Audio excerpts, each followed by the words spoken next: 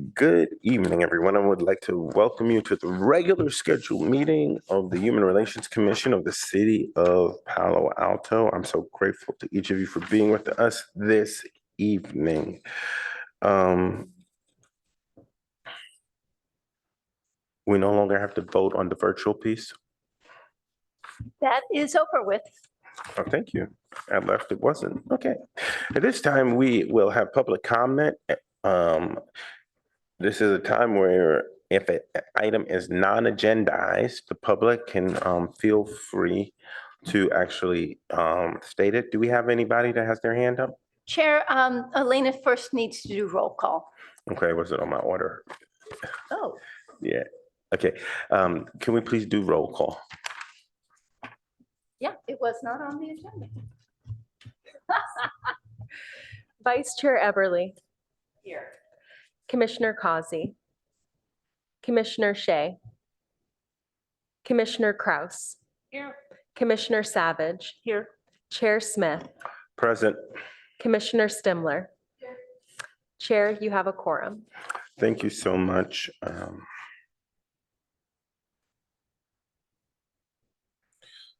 We are now open to public comment. I don't see any attendees on the participant list, so we'll move on.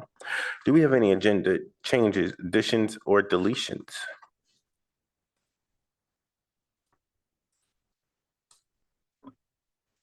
Okay. I need to do a rule check. If I abstain from the vote on the approval of minutes, do we still have quorum? Yes, and the city attorney clarified a couple meetings ago that you could still approve the minutes even if you weren't there. It's just approving them to form. All right. We will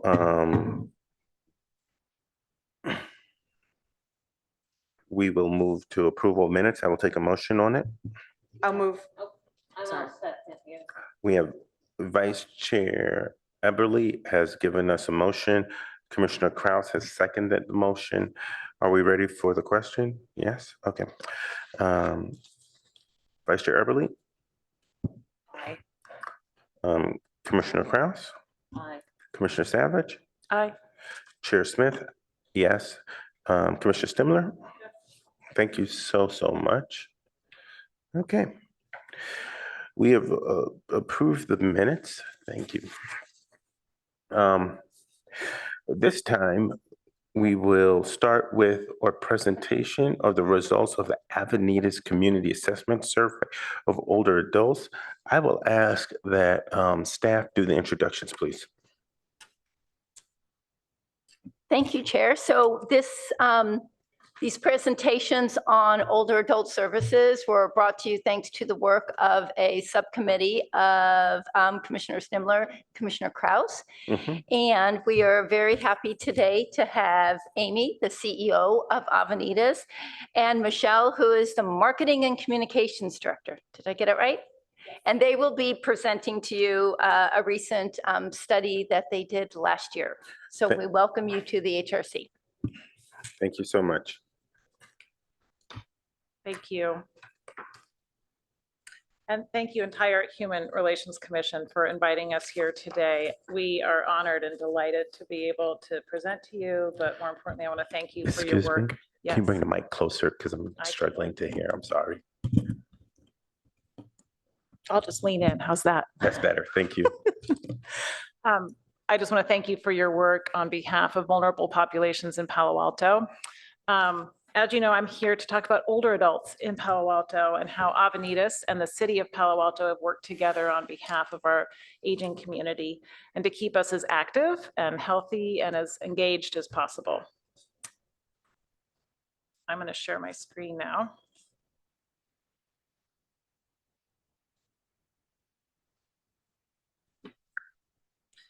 The first part is about 10 minutes. I just want to give an overview of Avenidas if you're not familiar with us yet, and give a state of older adults in the Bay Area. There's been a lot that's been changing. And the main part of the talk is around the CASOA survey. This is the Community Assessment Survey of Older Adults that we commissioned in 2021. I want to talk about the findings a little bit and also get into some more potential partnership ideas as well. So the bulk of our time will be spent on Q&A. I know we sent you a lot of information in advance, and so if you have questions afterwards, I'm happy to answer those. A little bit about me. I'm a proud Palo Alto resident for the past 30 years. I'm also very proud to say that I've been a gerontologist this entire time. This is my life's work. I feel very passionate about this work, and I'm delighted to be in this current role at Avenidas. I kind of go from Stanford to Avenidas to Stanford to Avenidas to Stanford, and I'm back. And I have a beautiful team. Michelle Shinseki, our VP of Marketing Communications, is a part of it.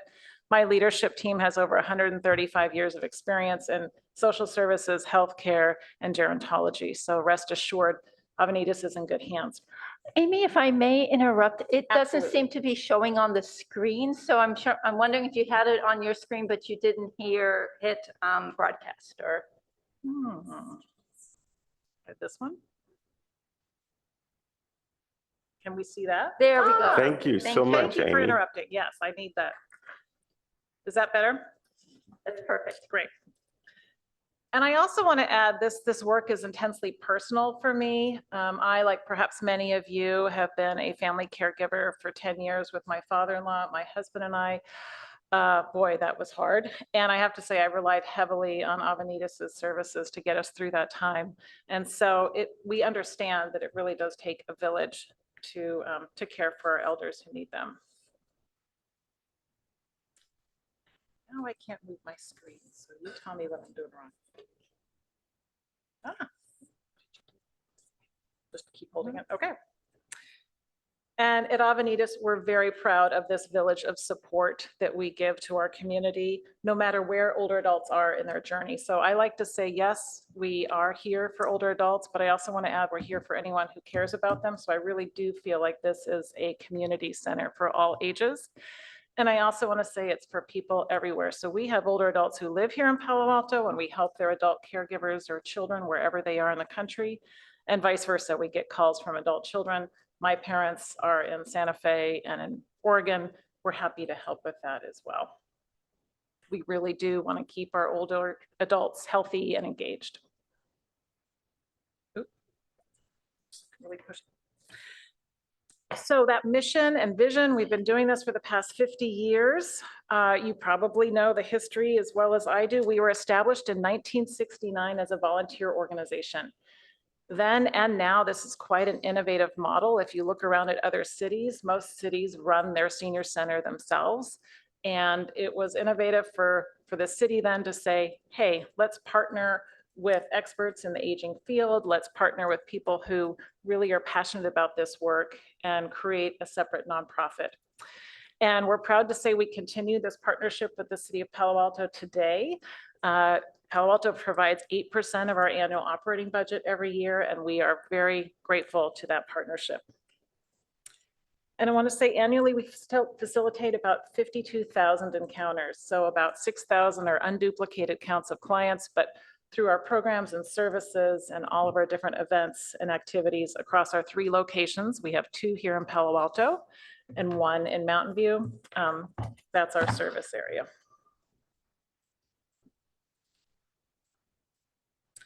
And when we think about these encounters, we have anecdotal evidence of what we see changing in the community and in the world. And certainly these headlines reflect that. It mirrors the demographic changes here in Palo Alto, the Bay Area, California, and across the country.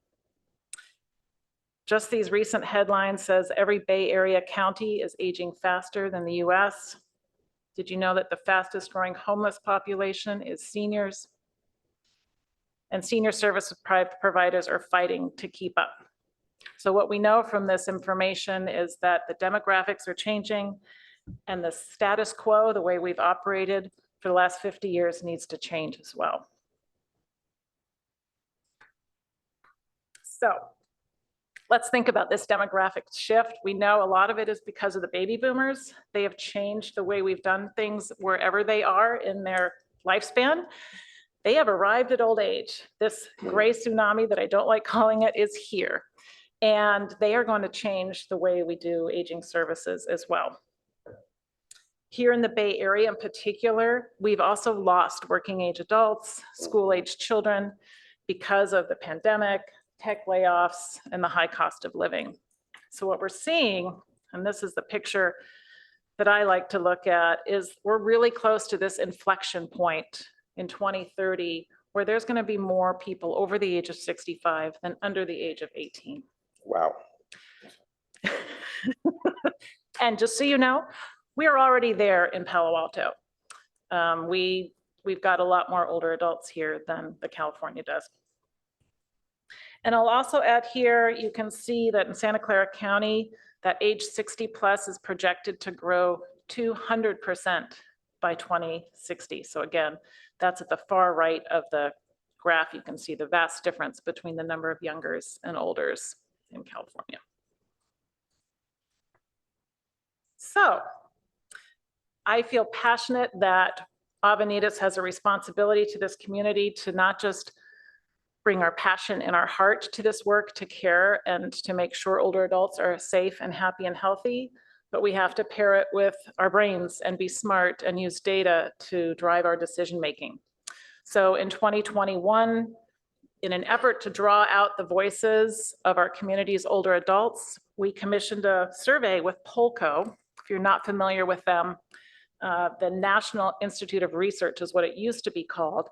And they're the ones that do the US Census American Community Survey every 10 years. They're highly reputable. We gave that out to our 60 plus service area, so Palo Alto and 8 other surrounding communities.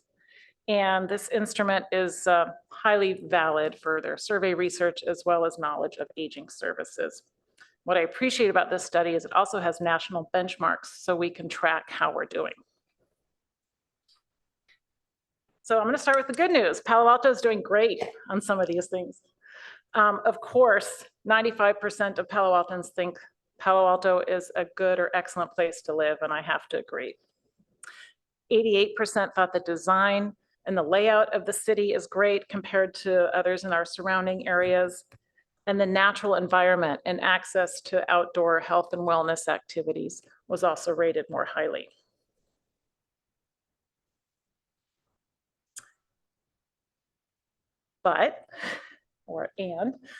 The two biggest questions we get at Avenidas are kind of come in two big buckets, which is how can I afford to pay everything I need to?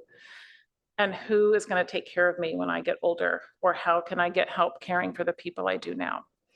And while we have that anecdotal evidence, even the New York Times wrote about it this past Sunday, it's important to have these findings, and it's no surprise that these 3 areas rose to the surface, which is housing costs are on their mind, the cost of living is on their minds, and caregiver support. So with housing options in Palo Alto, only about 19% feel that the accessibility of available housing here is good or excellent. In the surrounding areas, it's closer to 40%. Not surprisingly, the cost of living, not a great score. About 3% of Palo Altans think that the cost of living here is good or excellent. I don't know who those people are, but that's that. Now, the caregiver support was a surprising finding for us. Already, of our 60 plus population, almost 40% of them are already caring for someone who's 55 years of age or older. And this number is only going to grow. We also asked about the daytime care options for older adults, and 31% of Palo Altans thought that was adequate, and 49% of Mountain View residents did. So the good news, we really feel that this continued partnership with the city of Palo Alto is important and will set us up well to address how we change how the world is changing and address those needs. Couple of examples, housing. We are working with the city on a housing conference that's coming up in October 14th. It's free, thanks to the city. And we hope to see all of you there. The tracks are going to be aging in place, different housing options, and affording your housing. With the cost of living increasingly, our social workers have been getting more and more calls around the question of, I can't pay my bills. I can't pay for my prescriptions, my utility bill, you name it. And so this form of scholarships or emergency funds is a need for us that's growing rapidly. There are people here in Palo Alto, you probably know this, that yes, are house rich, but extremely cash poor. We also have individuals, whether they're renting or owning, that just can't keep up with the rising cost of living in the area. We do fundraise for these scholarships and these emergency funds, but see this as a potential of area for us to partner. And our caregiver support, I'm proud to say that our Avenidas Care Partners program, which is run by our social workers, has about 1,700 encounters every year. And our annual caregiver conference is always oversubscribed. It is a testament to the intense need for resources, for support and community for this difficult job. I will say AARP just released a report that most people, well, I'll say it's for people age 60 plus who are already caregiving, 30% of those are also taking care of children. So this idea of a sandwich generation is quite real in this community as well. Our caregiver conference was held in Mountain View this past year, and I think this would be a fun way to collaborate as well in future years. And then finally, we're very proud of our Rose Kleiner Adult Day Health Center. We used to be here in Palo Alto, but we lost our lease in the early 2000s and could not find other space here in Palo Alto, so moved to Mountain View. And I just think as we look to the future on meeting the needs of older adults, I think it might be a good time to reassess the age segregation that happens in our culture and rethink the use of space and resources. I'm a firm believer of intergenerational programming. I think older people have a lot to give back, and I think younger people do too, and we're hungry for that kind of connection. So before I get to the Q&A, I just have one confession to this group. I am ageist. And if you believe the World Health Organization's latest report on their global report on ageism, most likely all of us are. And it's important to note here that we all hold these ageist beliefs about others, but also about ourselves. And this kind of internalized ageism is particularly damaging. We see that a lot. If 85-year-olds come to our center and say, well, I'll come here in 10 years. Nobody wants to say they're old. Did you know ageism shortens our life by 8 years? I'm here to encourage all of us to embrace our aging. But the other issue is it intersects with ableism, sexism, racism, all the other isms that we have in our culture. It's detrimental not just to us as individuals, but to our community. So I want to point out October 7th is National Ageism Awareness Day. And I always like to say too, yes, we have many sticky problems in our world that we need to solve. Yes, there are huge needs also in our older adult population. And, not but, and we also know that the vast majority of older adults are an underused resource, both here and around the world. So what do I mean by that? We are uniquely qualified individuals, highly experienced, exceptionally emotionally intelligent, motivated by generativity, have time and resources to give back, and because of ageism, haven't been given the opportunity to contribute in this way. So when we talk about solving problems, particularly around the needs of older adults, please include older adults as a part of the solution. So that's all my planned remarks. I'm happy to take any questions. If there's questions that come up, I know we're going to keep track of them because I want to get back to the commission with the right answers and not come up with it. So thank you. First of all, thank you so much. Very informative. Even solicited a reaction from me. So, great information. I'd love to take a moment and have the commissioners that work with you, Commissioner Stimler, Commissioner Kraus, who serve on the subcommittee, to share their thoughts or findings. And then after that, I will go to public comment if there's any, and then we'll do round robin questions with the entire commission. Chair, did you want Amy to leave up her presentation, or what would you prefer? Let's do faces for now. Okay. If we have to go back to a presentation, we can come back to it when questions come. Okay.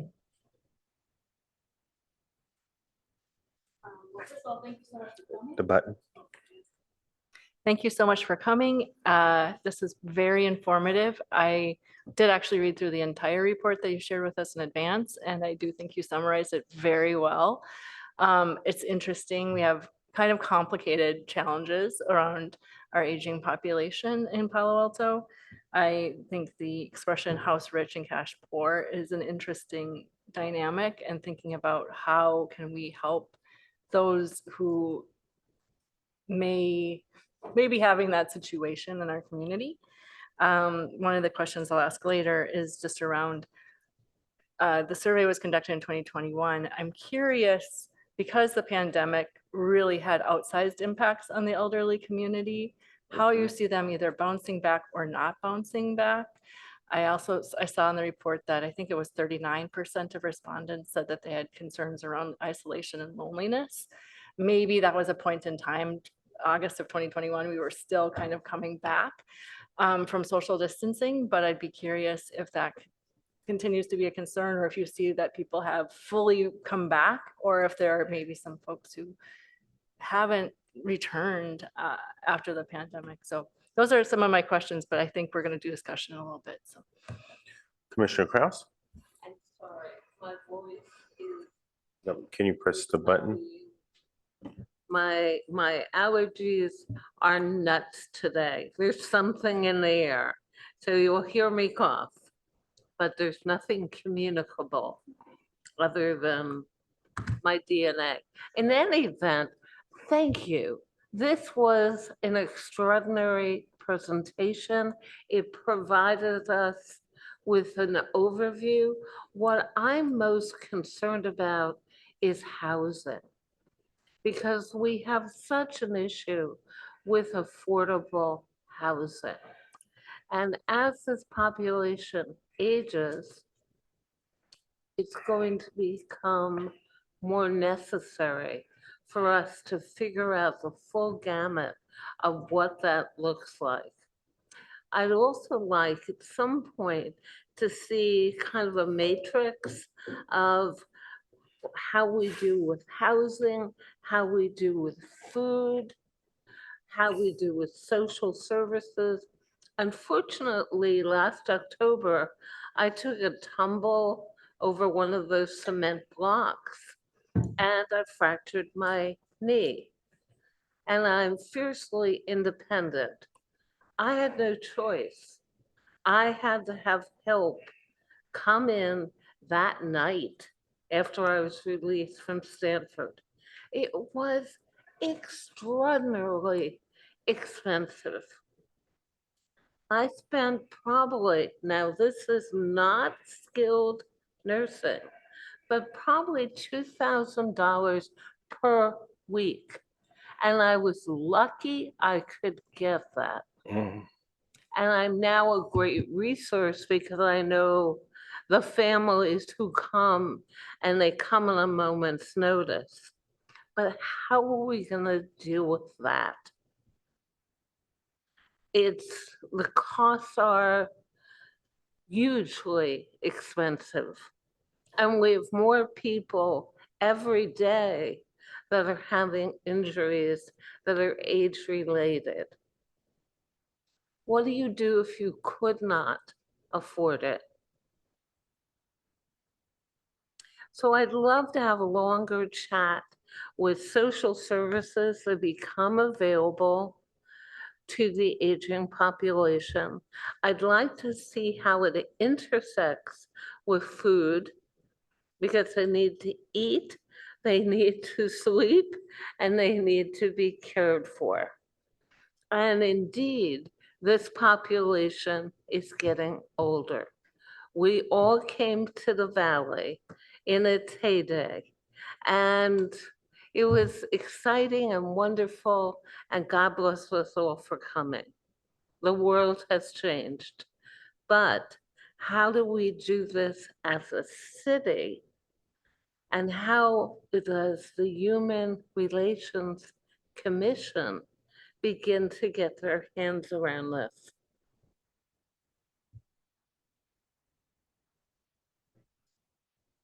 Thank you so much. Do we have anybody for public comment? No, we do not, Chair. Thank you. All right. This time we will start with round robin questions. We will start from the top of the alphabet. We will go with Vice Chair Epperly. Thank you. Thank you so much for being here. I feel like this conversation is very timely, considering all the news stories. I know you mentioned an article in the New York Times and, what's happening in China. So I feel that it's something that we definitely, need to tackle and come up with solutions. I have a question that kind of intersects with housing. And my question is, what stance does Avenidas have, if any, on the ADUs that are coming up in Palo Alto? I know that there's an effort by the Planning Commission, Planning and Transportation Commission, PTC, to require them to be part of the rental registry. And there's some pushback from house owners because they came to one of our meetings about having to put it on the registry to have a little bit more flexibility on who they rent to, since it's part of their, property. So I would like to know if you have any idea of how your, the older adults that are part of Avenidas feel about that. The other is, have you looked into, you mentioned house rich, cash poor, and the good that comes from intergenerational bonding. Are some of those older adults that live in those houses willing or want to rent out rooms to young professionals? I mean, I know a couple of older adults in my neighborhood that do that. So I feel like it can be very successful. I know, so I'm just wondering, is that something that's prevalent? Is it something that people are looking into? Is there a way that they would feel maybe there's some safety concerns, but maybe Avenidas can vet potential renters? I'm just wondering if you look into those two things. Yeah, so two things. I'll start with the kind of intergenerational shared housing. Santa Clara County at this point does not have that anymore. They used to have a program. San Mateo has something called HIP housing, and it's going really well. And so it's something, I think, despite the fact that it didn't go well in Santa Clara many, many, many, many years ago, it's time to bring it back. I think the issue there obviously is the vetting and safety and matching people appropriately. And now with all the wonderful tech we have, it's, if you have a partier, you can have an 85-year-old partier and a 28-year-old partier that can share space just as well. So, Yep, you can. or if you have insomnia, it doesn't really matter. So that's that shared housing piece. I know, for example, colleges have done the same thing. They've had students who can't afford their dorm and their room and board live in a senior's home, and they get free room and board in exchange for helping out with picking up groceries and mowing the lawn and that sort of thing. So I think there's a lot of innovative models out there, but we just haven't done it here yet. To your other question around advocacy for the ADUs or DADUs. Right now, Avenidas, we had a big discussion this past year at our board retreat. We are not an official advocacy organization, so we're not going to put out a public statement to that effect. I think what I think the right thing to do is to find out from our older adults how they feel about this. And then we would have their voice involved. Thank you. I think some of them have come to our meetings, I bet. so we appreciate that. We appreciate whenever anybody comes to our meetings, so thank you. I just want to actually have our council liaison speak before I go into a deeper dive. Councilmember Liscott-Haynes. Chair, sorry I was late. It's always wonderful to be with the HRC, and I'm glad that I didn't miss any of your presentation. Thank you so much for your work here in our city, and this survey sounds really thorough and illuminating. And thank you for making me think about my own ageism.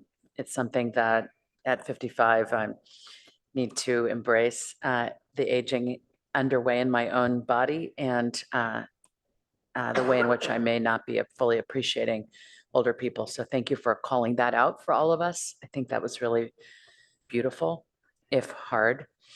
The question that I had that wasn't, a subject of the survey, but that really pertains to your work more broadly is the recent dispute with not dispute, the difficulty and the relationship between Avenidas and La Comida.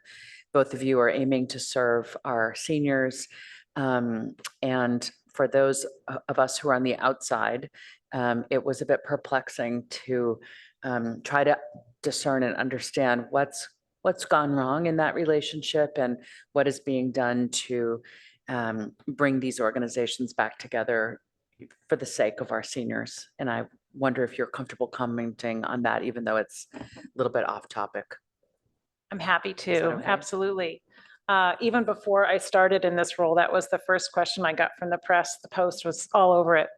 I will say that Avenidas and La Comida have worked together for decades. And it was an unfortunate series of events when we had to remodel the 450 Bryant location to be earthquake safe, that pieces of it that we thought would not be historical turned out to be historical. So we've always planned on building around La Comida's needs. So the side that has the garage was deemed historical. That whole side was going to be for La Comida. When we couldn't tear that down, we added a third story and wanted the other side of the building to be all for La Comida. Then the fire department said we had to put in this really large staircase, since we had a third floor, that bifurcated that space. And there was no other place to put it. And that's when La Comida looked at, they wanted 125 seats. We could only give them 90, and that's when they decided to leave. So the most recent piece is during COVID, they did really well with pickup meals, didn't have congregate meals. And then starting July 1st, the congregate meal program, the SNAP program here in Santa Clara County said, hey, you gotta try to go back to person. So the good news is they have their kitchen in Stevenson House in South Palo Alto. They're able to serve a lot more seniors now that they have 2 locations. So they have seated dining in Stevenson House. And they're working with us. We have temporary place for them in our building, as well as a tent in the back. So kind of like the restaurants we have here where you can eat inside, but if you're a little worried about eating inside because of COVID, there's an outdoor space as well. I do know that and it's going really well. Michelle and I have been working really hard to make that happen. We're delighted that we can help them out in this way. And we're also helping them find a permanent location, because what they want is a room that seats over 100 people. Mhm. And we just don't have that. And so we're trying to find that for them. Thank you so much. Commissioner Shea? So thank you so much for your presentation. I have lived experience as a caregiver for my father, who was in his 80s when he passed away in 2020. So thank you. So I participate on a subcommittee with Vice Chair Eberly and Commissioner Stimler. We are analyzing the recent results of the AA-NHPI survey. So I have a question related to that. So based on your analysis, are there any particular needs that are unique to AA-NHPI older adults here in Palo Alto? I would say absolutely, and it probably doesn't come out of this study. I don't think we had that level of nuance, but I would say any group has special needs. And in order to have that cultural sensitivity, it's something that we're working on. So for example, we have our Rainbow Collective for LGBTQ seniors. We have our Chinese Community Center. For the populations that we have a lot of, we know more of, but there's a lot we don't know yet. And so I'd be curious to find out more from you about how to train our staff on that cultural sensitivity, and also make sure we're reaching those populations too. I think that's an important piece of the marketing and communications, to let people know all are welcome here. And we want, when people walk in the door, to feel like we can speak their language, both physically, but also just understand where they've come from. Thank you very much. Thank you. Commissioner Kraus? You're good? Okay. Commissioner Savage? Hi, thank you for the presentation. It was very good. Most of things I've been thinking about have been brought up already, but a couple things, housing for seniors is a big one in my mind. It's, I don't see any real answers yet. But back to the survey, I'm just curious to know, what would you find as the most surprising, or rather the most disappointing finding in the survey?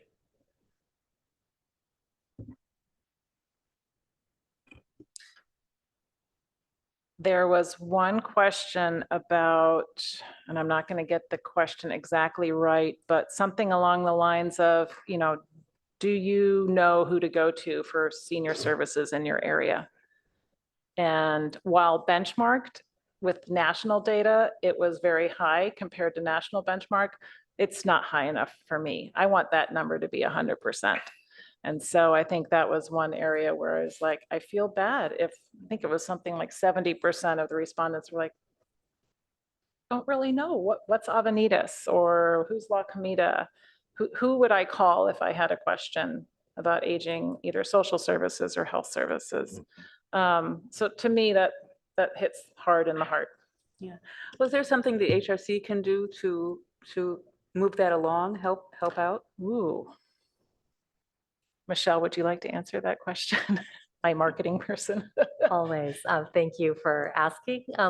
One of the things that I think Amy and I struggle with when we know that we are doing good work every day, we can see it in the faces of our participants, is that we know that there's so many more people to reach. So we are trying to partner with as many like-minded organizations as possible to make sure that people know that these services are available, and it's not just yoga and exercise. It can be therapeutic services. It can be social work. There can be many, many things. And in a lot of ways, we try to customize for every person who comes into that door, no matter where they are on their journey in aging. So if that is an offer, then yes, we always want to make sure that we can partner. Thank you. Commissioner Stimmer? Mic button, please. And sorry, Chair. Okay.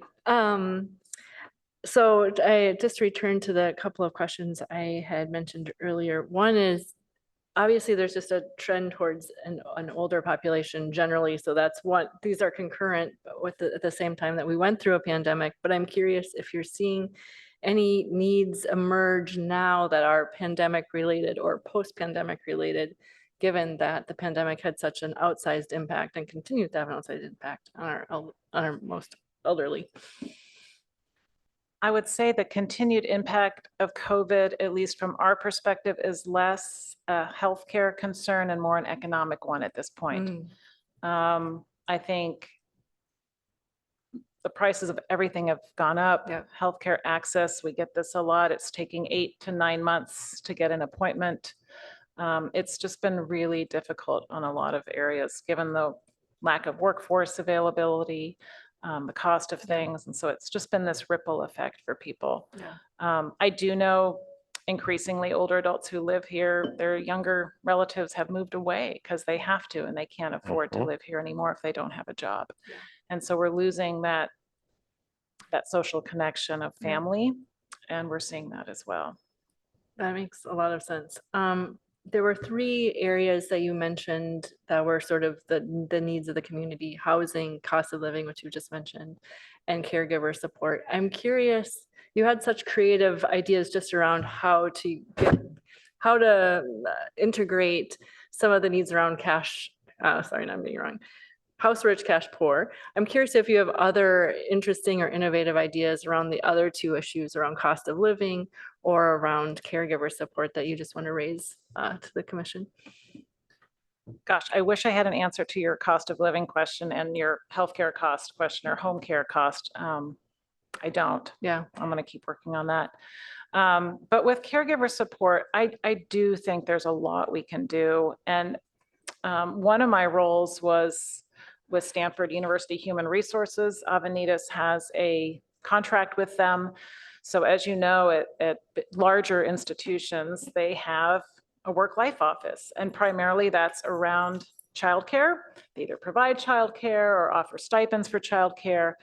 And what Stanford is trying to do is have more of an elder care piece. The average employee age at Stanford, when you include staff and faculty, is almost 50 years old. Most of them don't need childcare, but they need help with elder care. And so my big idea would be for large employers to have elder care be a big part of their employee benefit. That would be huge. And the other piece that I think is really key, and it's somewhat related to your question, and a little bit related to yours, which is hospitals and health plans increasingly need to partner with community-based organizations to provide things that we know, they're called social determinants of health. It's not a doctor's appointment, it's not a drug, but it's food, it's transportation, safe housing, electricity in your housing so your medication doesn't go bad, social support, all of those things. So I'm proud to say we're participating in CalAIM's Enhanced Care Management with Santa Clara County. So we'll be doing that with the Santa Clara Family Health Plan. So that's just for Medi-Cal participants. In January, CMS is requiring all hospitals to refer their patients, not just take in the information, but refer them to CBOs who have a need in their social determinants of health. So the question there still is, since it's Medicare patients, who's going to pay for that on our end? Luckily with CalAIM and Medi-Cal, there's a cost sharing. So the health plan and CBOs get a per patient per month dividend. With Medicare, it's not happening yet, but I have every hope that with Medicare Advantage that we can continue to partner with hospitals and health plans to make sure that there isn't this weird dark hole. So your doctor just sees you, what, once a year or whenever you have your appointment or at the surgery, and then they send you home and there's this gray area of we don't know what happens there. We don't do home visits. We don't see them in their community. And it's really important for our nursing staff and our social work staff and our drivers and everybody else who delivers meals or groceries.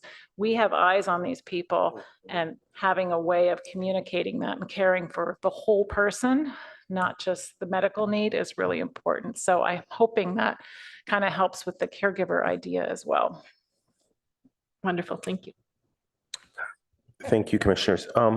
In your presentation, you made a specific statement about scholarships to help seniors with like medication and other needs. I once experienced a senior couple that only could buy high blood pressure medication for one of them.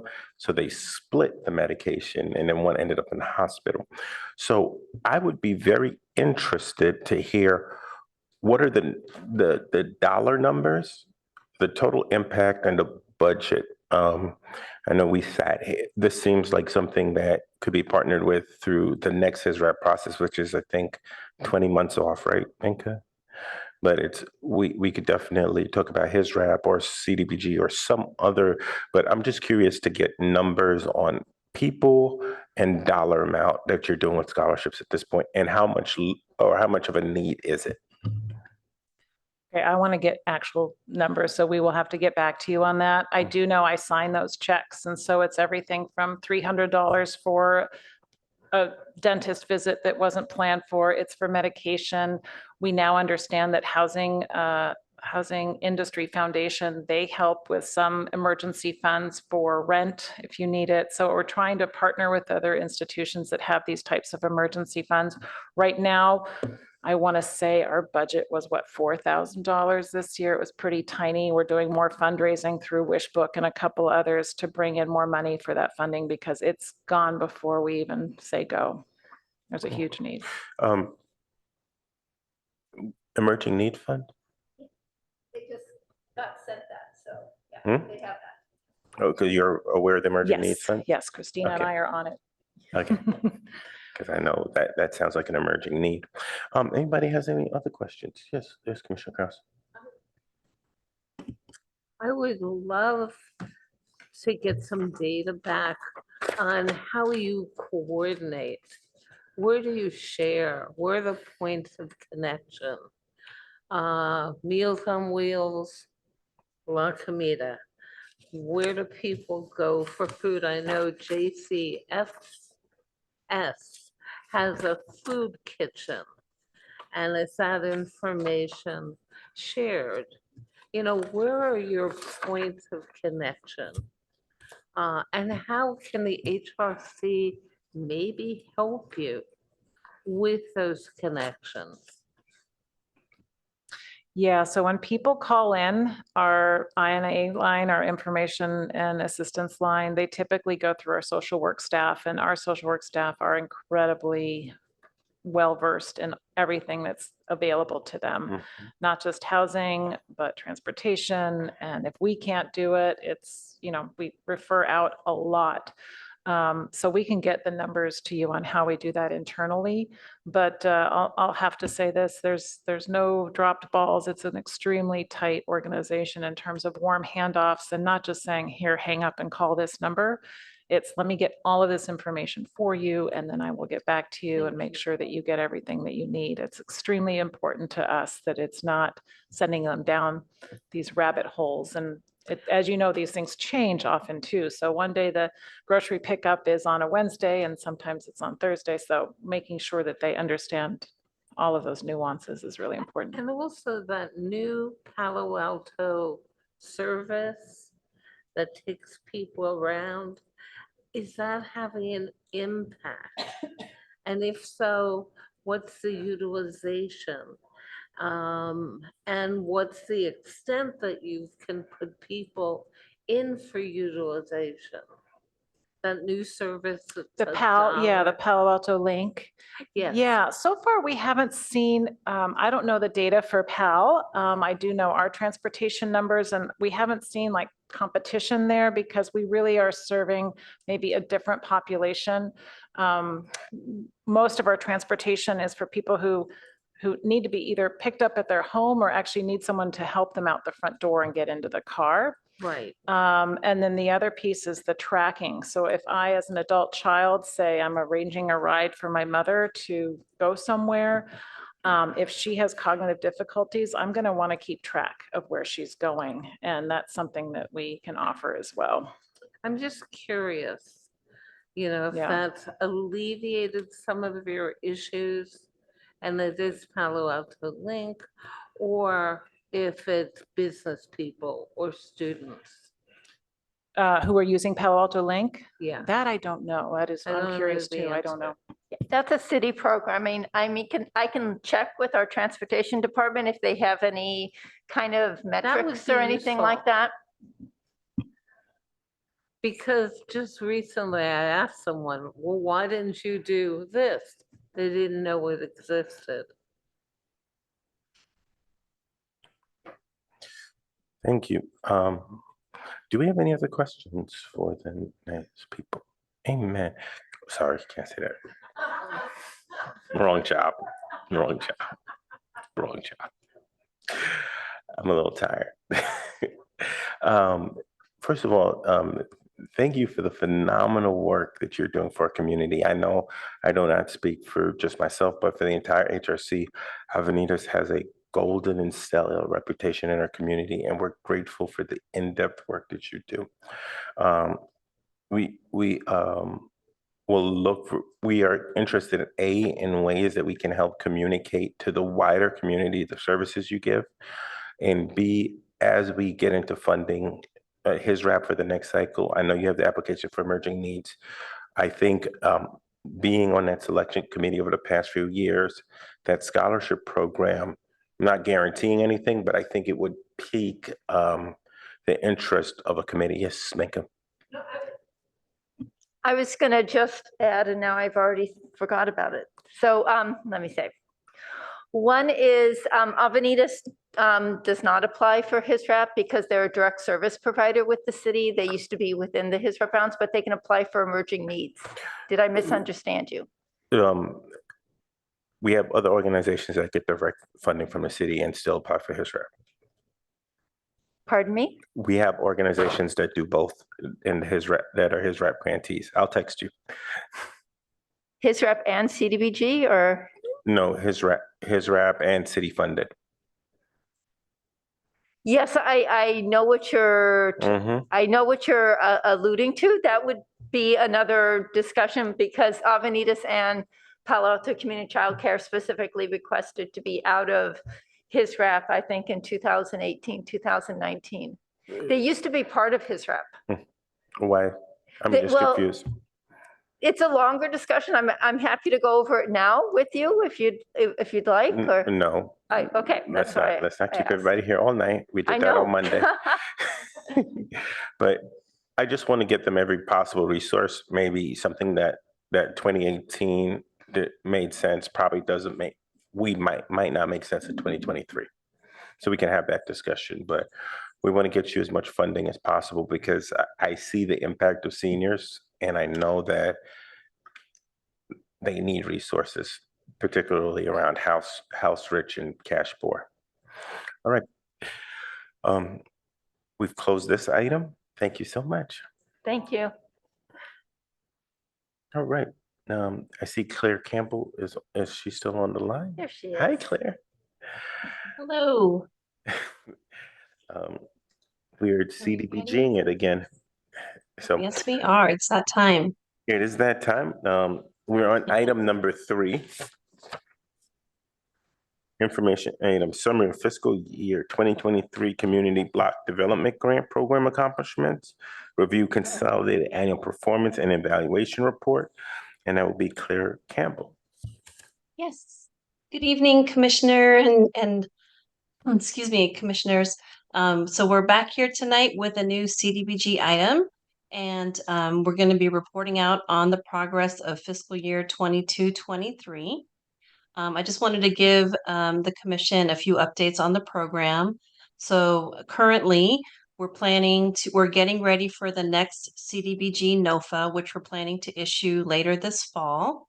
And then we'll be back in front of you in early 24 with the actions for the CDBG funding allocation. So that'll be the next step that we've got planned for our CDBG program. So here with me tonight, we have Tina Roseberry. She is our CDBG consultant, and she's going to provide a brief presentation for you today on the CAPER. Take it over, Tina. Thank you. Okay, thanks, Claire. I'm going to share my screen here. Everyone can let me know if everyone can see this. Hold on, I put the wrong thing up. There we go. I'm not seeing anything. Are we see it over here? Oh, wait a minute. I forgot to click the last thing. Sorry. Okay, here we go. Screen. Yes, we do. There we go. Sorry, everyone. As Claire said, I'm Tina Roseberry. I'm working with the city with your CDBG program and the Human Relations Commission on several different things throughout the year. So annually, at the end of the fiscal year, we have 90 days to prepare basically kind of like a monitoring report, the Consolidated Annual Performance Evaluation Report. That's a lot of words. They shorten it, call it CAPER. And the CAPER just lets us know and lets the city know how we're doing for the year. And so tonight, the purpose of it is to let everyone know that a report was created and it's been on display for the last, it is on display for 15 days. It's up on the website. It's been put on in the newspaper, as well as this report shows the accomplishments for everything that happened in fiscal year 2022 to 23. So basically what HUD would call 2022 program year. And through our citizen participation plan, it requires us to have a public hearing with the HRC committee here. So the CDBG program, some people might have been involved with other presentations we give on CDBG, but this community development block grant is a federal grant program. The city gets they're an entitlement that gets an annual allocation every year. And the program basically has 3 national objectives that every activity that we do, every activity that we approve has to stay within the guidance of those 3 national objectives here. So one is to benefit low and moderate income persons. Another is to eliminate slum and blight. And another one is set up for things that are urgent in the community. If something's really impactful, we can work through HUD's program to have something that has a sense of urgency. Something, it may be a low to moderate house is falling down, and we might be able to use extra program funds to rehab that. So those urgent needs. So the CAPER report is submitted annually, like I said, 90 days after the program year ends, and the report goes into HUD. But for everyone to know, all the activities and all of our accomplishments and all of our funding has to be consistent with the 5-year consolidated plan. So we're on right now going into the new NOFA.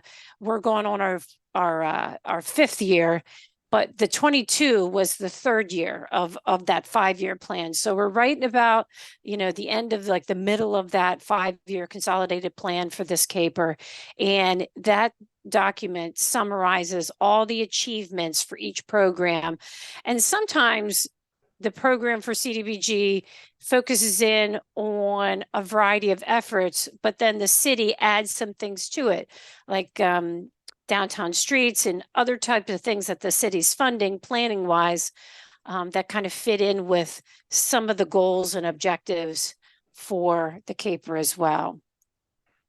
So when we talk about funding, the funding sources that year for 22-23, the funding was $513,168. There's also program income coming back from that relates to Alta housing.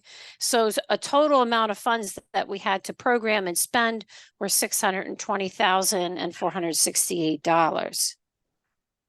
So all that was allocated into a variety of projects. But if we had to look at the big picture, this is how generally we're spending the funding.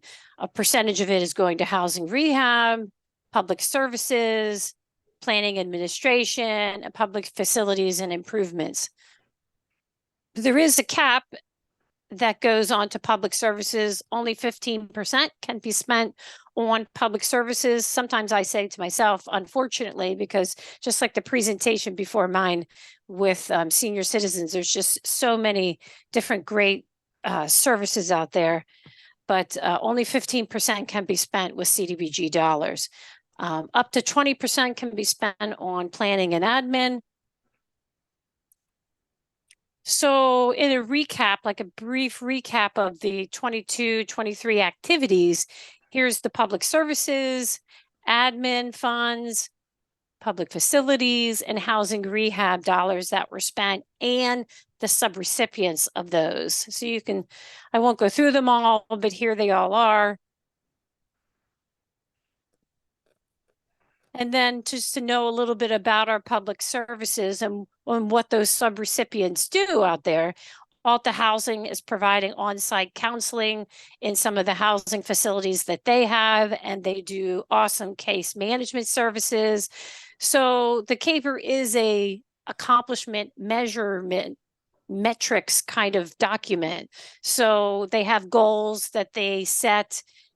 So Alta Housing typically exceeds that. They had 148 residents that benefit from the case management. Catholic Charities assisted 62 low to moderate income and elderly residents.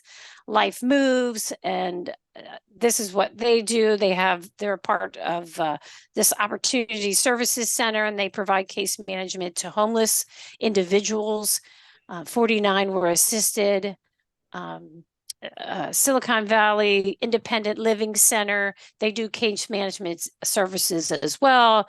24 adults with disabilities and mobility type of disabilities were assisted. And Project Sentinel, which deals with fair housing, they assisted 22 low and moderate income residents. So also Project Sentinel gets some of the city's planning and admin money. So they received additional support through the admin 20% cap, as well as administrative fees for administering the program. So that year, if you remember the pie chart, a large percentage of the funds are going to a facilities type of program. So public facilities improvements that are associated with 525 East Charleston Road, which is otherwise known as Mitchell Park Place. Some affordable housing units are being developed there. As well as housing rehab, Rebuilding Together Peninsula.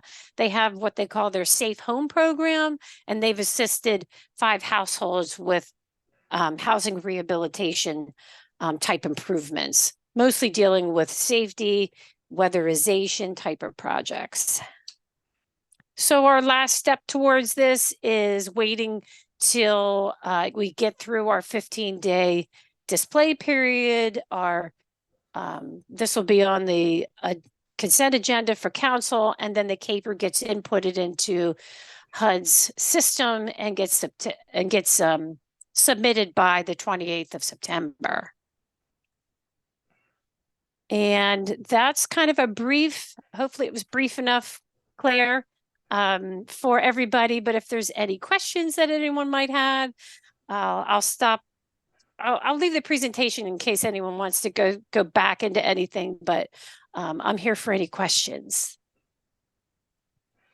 Thank you so much. Can we open for public comment? There are no participants. Thank you. Council Liaison, Commissioners, do you have any questions on the report as presented? I have a couple of questions. Thank you. Just first to clarify on the staff report, I just want to make sure that what I'm thinking is correct or not. Number 4, Project Sentinel. Mhm. It looks like the goal was there was an outreach goal of reaching out to 100 people and then, 15 actual case management.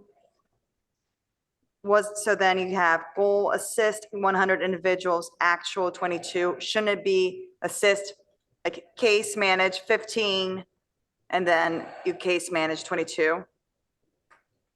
Or am I wrong? You're not wrong. I think the biggest thing when we're delivering this information to HUD, I had a variety of questions come back this year from HUD and our HUD rep that they really want us to, although Project Sentinel does a lot of great work and they do a lot of outreach things, and that information is found in the larger report. And we should have probably put something in here about that, but I know the HUD rep wants to make sure that our national objectives are being met, which means for Project Sentinel, it would be low to moderate income, helping those individuals, low to moderate income individuals. So that is how they met the national objectives, through that particular number. But yes, you are right. They do a lot more in terms of settling discrimination cases and outreach. They do lots of flyer sends out to various residents throughout the city, as well as different boards and committees and neighborhood groups. I guess it's just that it looks like it did not meet its goal the way that you have it on the staff report right now. That's all. Okay. Because it looks like your goal was to assist 100 individuals, but actually only 22 individuals. But Okay. that's not the case. It looks like, they reached out to 100. I don't know how many they reached out to. I don't know how they keep that number.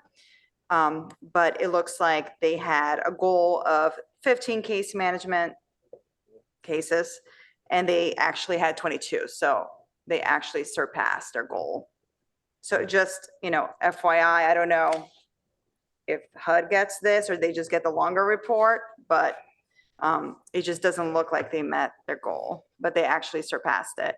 And the Yeah. other thing, on the Eden Housing Project and Mitchell Park Place,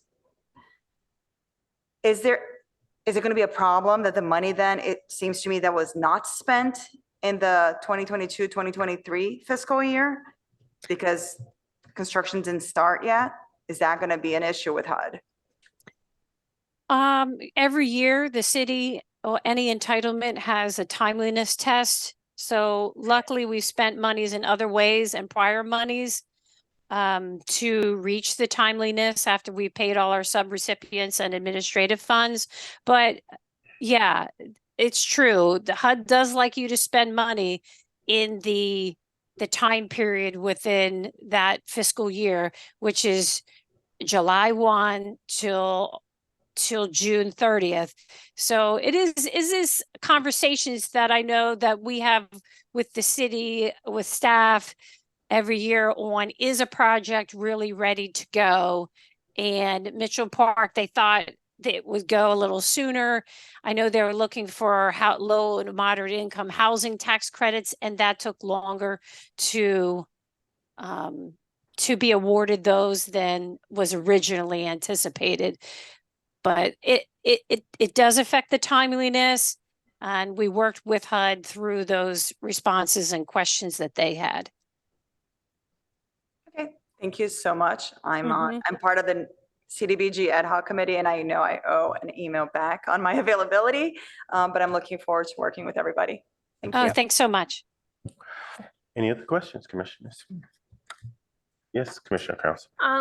Quick question. I'm looking again at the staff report, as is Vice Chair did, on number 7. Could, your goal was 355 individuals. And did you reach your goal? It's just confusing. And then I'd love to have some more specificity on safe at home. Because Maybe I'll start off with a response if you're ready on the I'm ready. 525 East Charleston. Yes. So as Tina was just explaining, this particular project, it's taken them some time to organize the funding and things like that around getting the project off and running. So right now they're in the stage where they're getting their bids together. Excuse me. So essentially, they haven't done anything yet with the project. Gotcha. Excuse me. And so that is why it's a 0 being reflected in the staff report. But so they were supposed to assist 355, but the actual is 0. But we're anticipating, with this project moving forward, that we're going to see a different number next year, that we can, update the HRC on that project. But we do not anticipate, these things happen sometimes where projects are delayed, but we have parameters within the program that we can adjust for to still be able to fund the project and to move things forward. Thank you. So Thank hopefully that explains that Yes. And number, which stands out in the report. thanks for explaining that. It makes sense now. Safe at home. It seems to me that there should be more, but did we fund it for this amount at this point?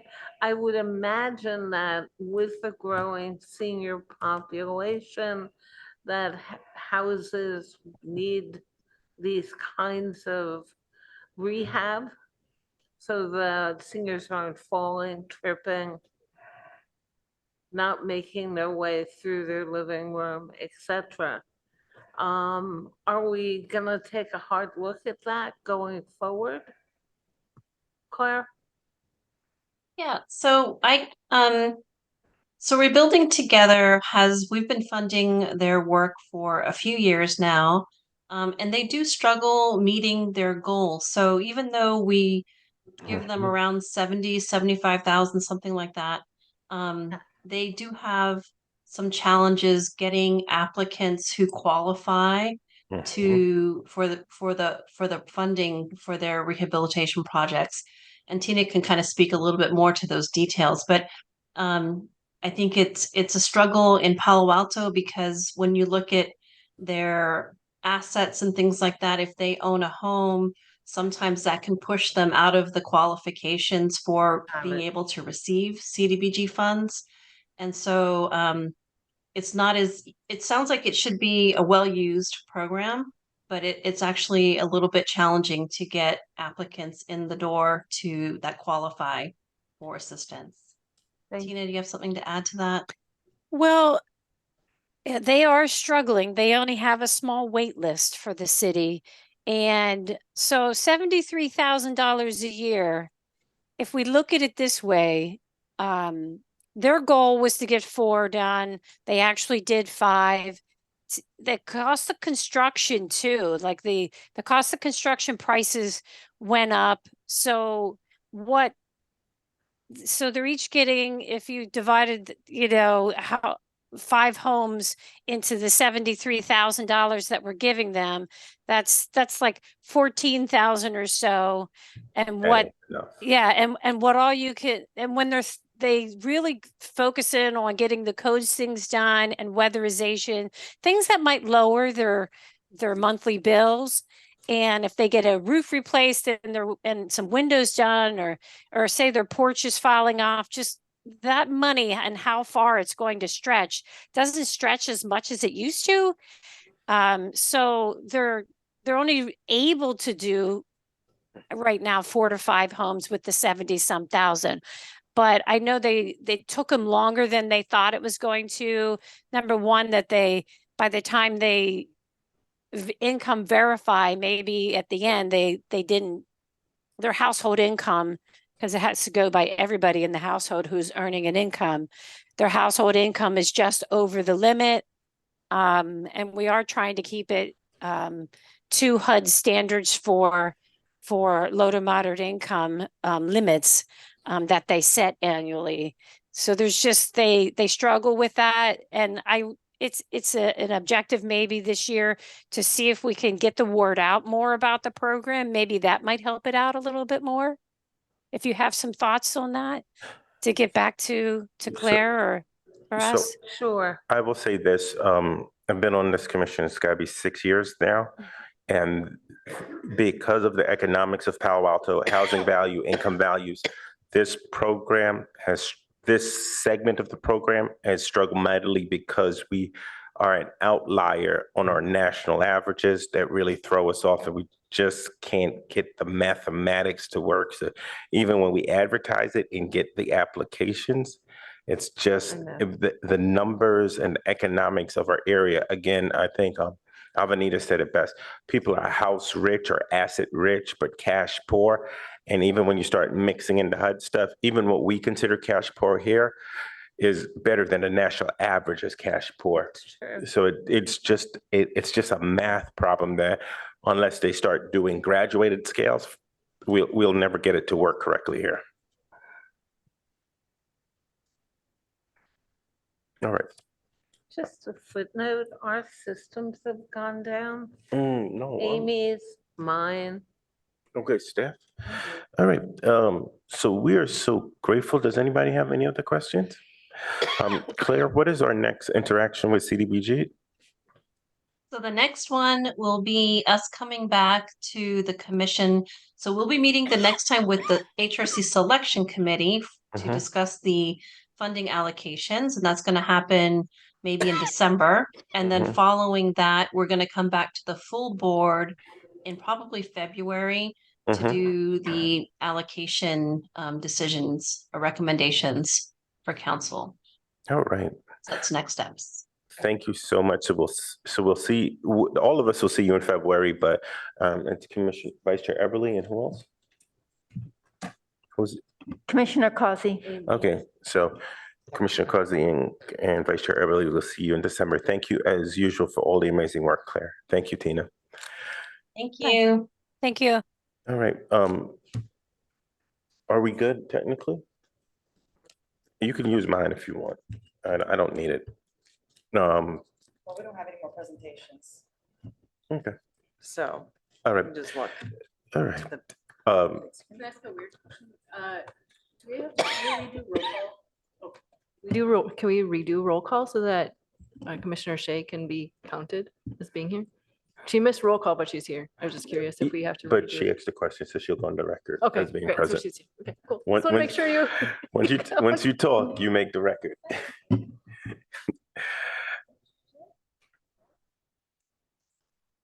Okay.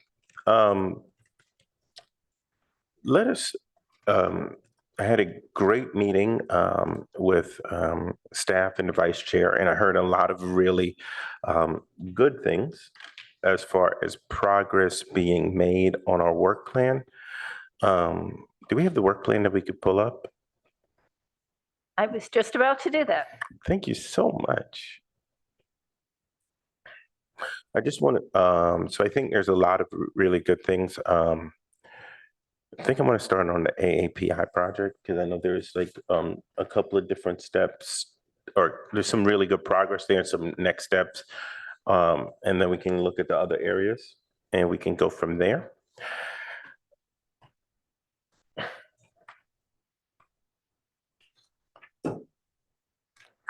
It's AANHPI. Is that the correct, am I saying it correctly? Okay, AA. All right, let's go through our work plan. If we can, thank you so much.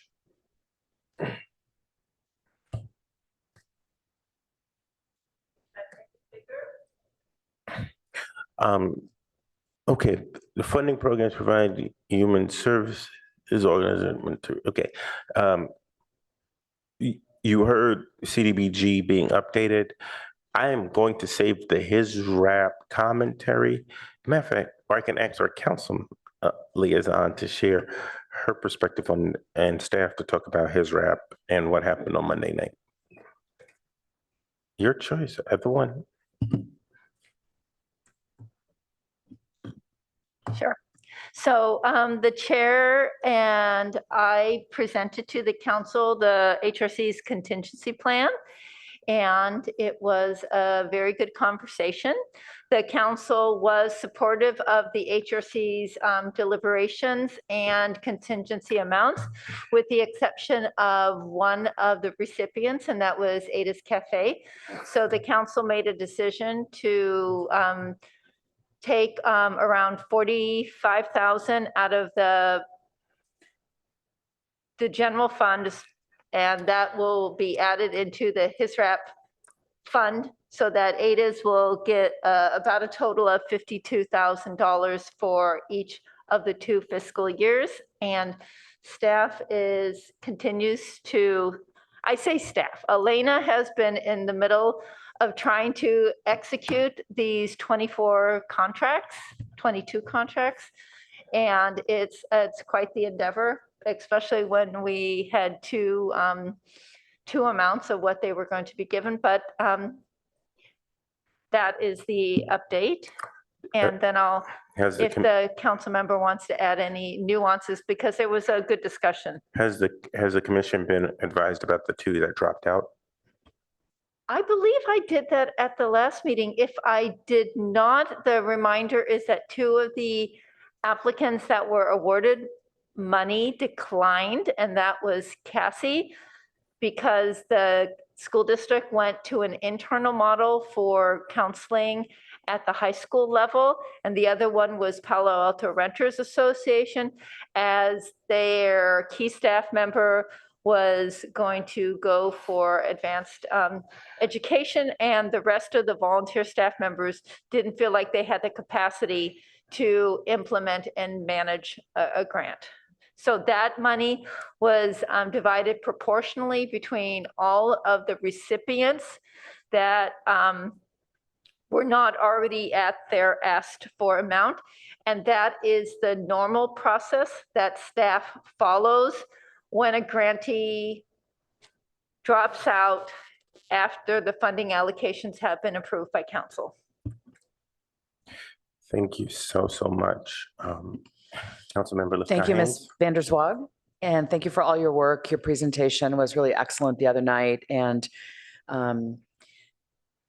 yeah, I am new to council, but it has been 8 months. And I have to say that getting to just be a part of the HISRAP process in a small way as a council member, which is really simply to acknowledge and affirm and thank the HRC for your tremendous work. I know it's a joy for me to just get to be a tiny part of it. So I want to thank each one of you. Can you raise your hand and remind me if you were on the subcommittee that did the 20 hours? Yeah, thank you. and to all of you for bringing that recommendation forward. I think it's safe to say that you're currently working with a city council that, which is not to imply past city councils have not been this way. But I can say with certainty that the 7 of us are really committed to trying to ensure that the organizations that provide the very services we call HISRAP funding, that we want to be supporting them. So I'm a member of the Finance Committee as well, and as I believe I've reported out to this group before, the Finance Committee is interested in the question of should more dollars be allocated to HISRAP, not just on a sort of ad hoc basis as happened this year with an additional 200,000 coming, which you had planned for. That was your upper level of your ask. And I guess what I'm saying is your upper level was funded. So what are you going to do in 2 years? In 2 years, I hope that we will have had more discussions about budget for HISRAP. I think there's no question that HISRAP is serving the most vulnerable and underserved humans in our community. And we want to be sure that those dollars are adequate. And it's clear they're not yet.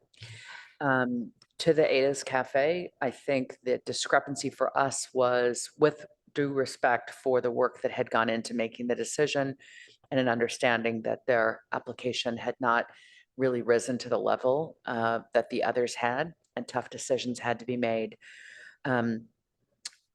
We, I think, had heard such an outcry from the community that Ada's is essential. We have to really figure out how to bring them up to the level of the others, most of which were funded at a much higher rate than Ada's was. So that's why the additional 45,000 was brought in. Gratitude, I hope I've conveyed that sufficiently, just for the work and the heart and the head work that goes into this. If I may, while we're on this subject of your work plan, item 1, I do want to just speak, if I may, to a different recipient of funds from the commission, the Move Mountain View Gang Road site. As we know, this is our one safe parking lot in Palo Alto. As we know, humans live in their RVs and in their cars, both in that safe parking lot and outside of it. There are humans living on El Camino in cars and in other parts of the city. And it is clear we are not yet doing enough to meet the needs of those humans. I'm speaking as an individual right now. I'm not speaking about council policy. But I will say that thanks to your work, thanks to staff's work, the Gang Road site, I've toured it recently. It appears to be thriving. And I've heard from Move Mountain View that they regard it as their flagship, even though they are called Move Mountain View and most of their locations, say parking, are in Mountain View. They regard the Gang Road site as the best one, or the highest level of service they're able to provide, because of its showers and its bathrooms and its laundry and its children's library and its clothes closet and its room for a therapist to meet with residents and social work support. And so the question on the table for some time to come, I imagine, will be, is 12 slots at Gang Road adequate to meet the needs of RV and car dwellers in Palo Alto? And it's a question that I find captivating, and I imagine you do too. So I look forward to continuing this conversation with you and with my colleagues on council. Thank you.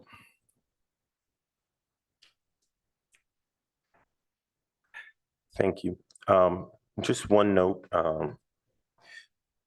just so everybody's clear on how council came up with the number for Ada's Cafe.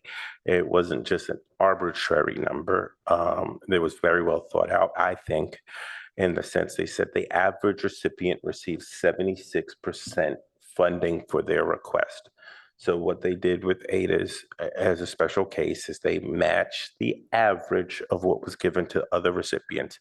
Unlike some others, this funding to Ada's will be run through the regular HISRAP process, so that there won't be any weird cutouts like what me and staff were having a conversation about earlier.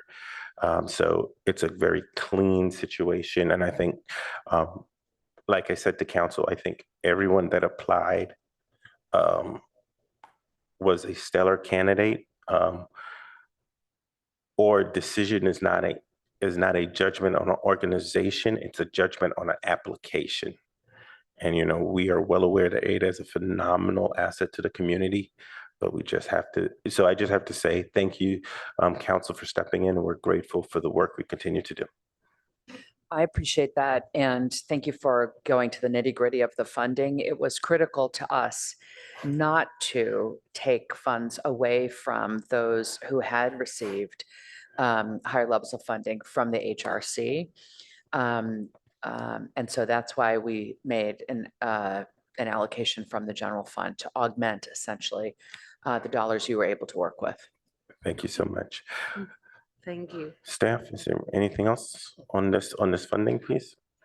I would just say that those that are on the Emerging Needs Committee, you'll probably be hearing from us in the next week or so regarding reviewing some applications. I will say that the request for proposals for the HISREP needs assessment is live. There was a little bit of a delay, unfortunately, in getting that out, but it is currently out with, I think, just 3.5, 4 weeks for. Is this just the RFQ? This is the RFP. RFP request So proposal. we can go straight from the review of the RFP to selecting a consultant. And were any commissioners engaged in the RFP review? Commissioner Shea and Commissioner Kraus were both involved Okay. in that process with me. All right, thank you. What is the tentative timeline? I'm sorry. I can take this. So the timeline is that we're hoping that their report will be done in May or June of next year to give the HRC enough time to review it so that by the next December, you can make any changes to the priority of needs, or if you want to consider any changes to the process. So the primary entry point that the HRC will have with this is how it intersects with the priority of needs. Okay. Thank you so much. And thank you both for your feedback to staff on this. What's the next item?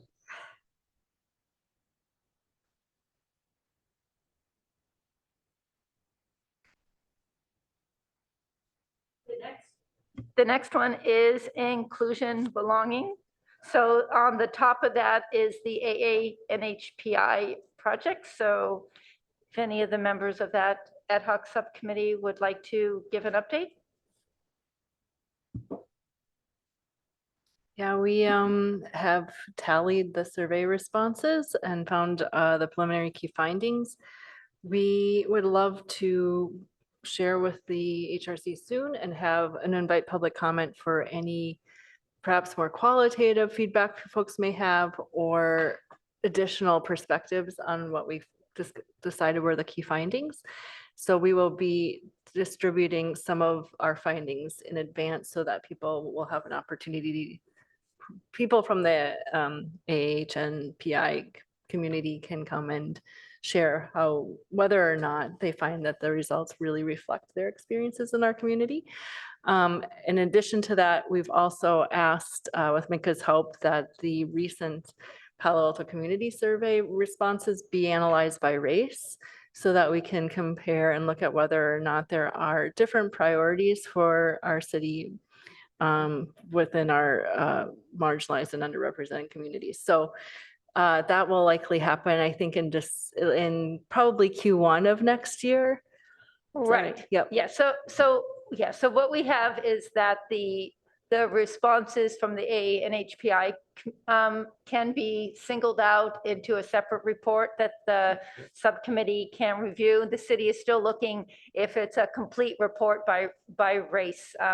So that part I haven't heard back from, but at least the carve out for the AA-NHPI community can be part of the results that the subcommittee can bring forward to the council. And I can tell you, I've seen the presentation already and they've done a wonderful job.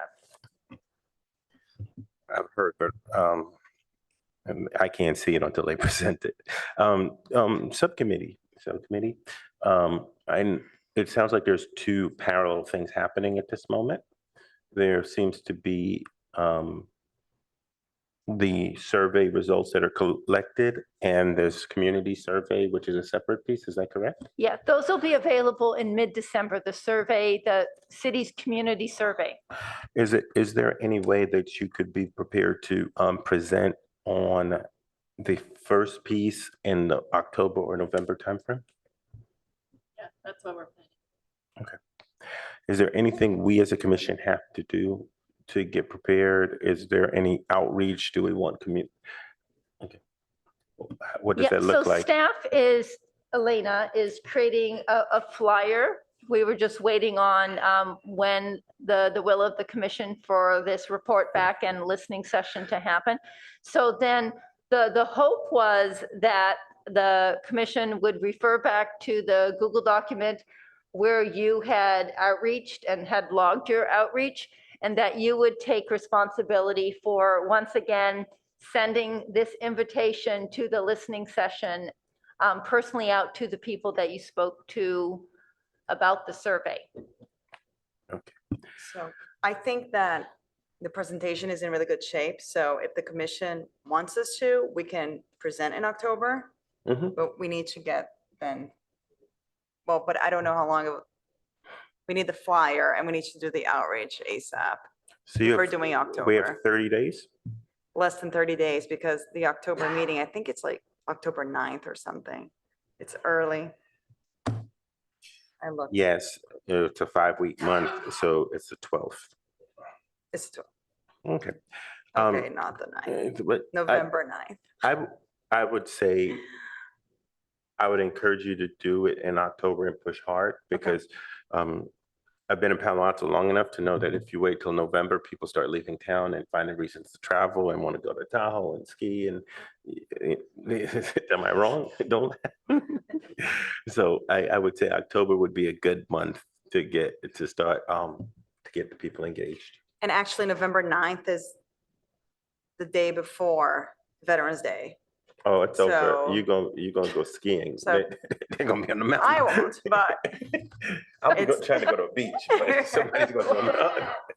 All right, so so that makes sense. So I think then the subcommittee, our next step is just to take the flyer we'll create a flyer for the October date and then share it back with the list of folks.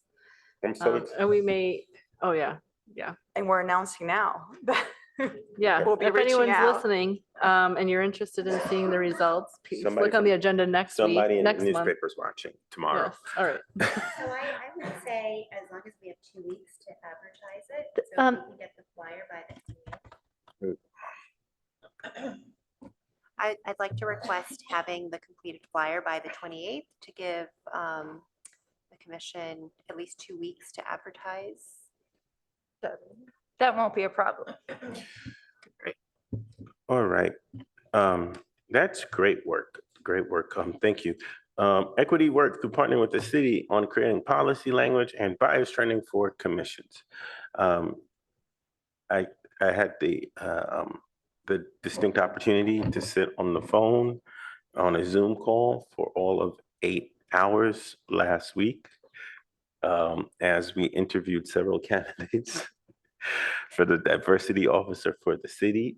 So I know the city is moving forward to get a diversity officer. Really good candidates. I mean, I think there's out of 6 people, there are 3 that if they picked any one of them, different strengths, there at least would be some change makers. So I've also talked to the assistant city manager, Chantal, and I've talked about the commission training and some other stuff, but I don't think we see that thing move until they get the diversity officer in. So that's where we are with that.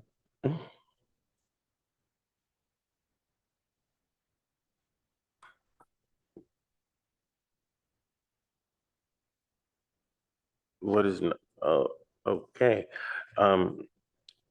Public safety, can we start I know you were going to do it as a commissioner report, Commissioner Savage, but I think you can kick the ball down, and then I'm going to ask Commissioner Kraus to talk a little bit about the FBI thing, the citizen. Didn't you do the citizen training? I can't hear me. Commissioner Kraus, did you do the FBI training? I did. Okay, so I could talk about that after Commissioner Savage does the PD report that she told me about Okay. earlier. Okay, so Chair, you're asking me to give the report now? Okay, got it. Okay, a couple weeks ago, Commissioner Causey and I spoke with Palto Police Department, Captain James Reifschneider. And here is what we discussed. It was 4 main items. The first was crime. And there's been an uptick in crime, no surprise there, particularly at Stanford Shopping Center, which continues to be a target for organized retail theft. In fact, the police have found that the same groups that target Stanford also target Santana Row and all the other high-end shopping centers. The captain emphasized that Palo Alto Police have a very good relationship with Stanford management and its security team in helping to fight crime. Another big crime in Palo Alto is catalytic converter theft. It's still with us. Usually happens in the middle of the night, he said. And for a true professional thief, it takes about 2 minutes to grab the converter. And the resale value is about $100. And the neighborhoods that are most affected by this kind of theft are those that are close to a major thoroughfare, El Camino, Middlefield, 101, so that they have a quick getaway.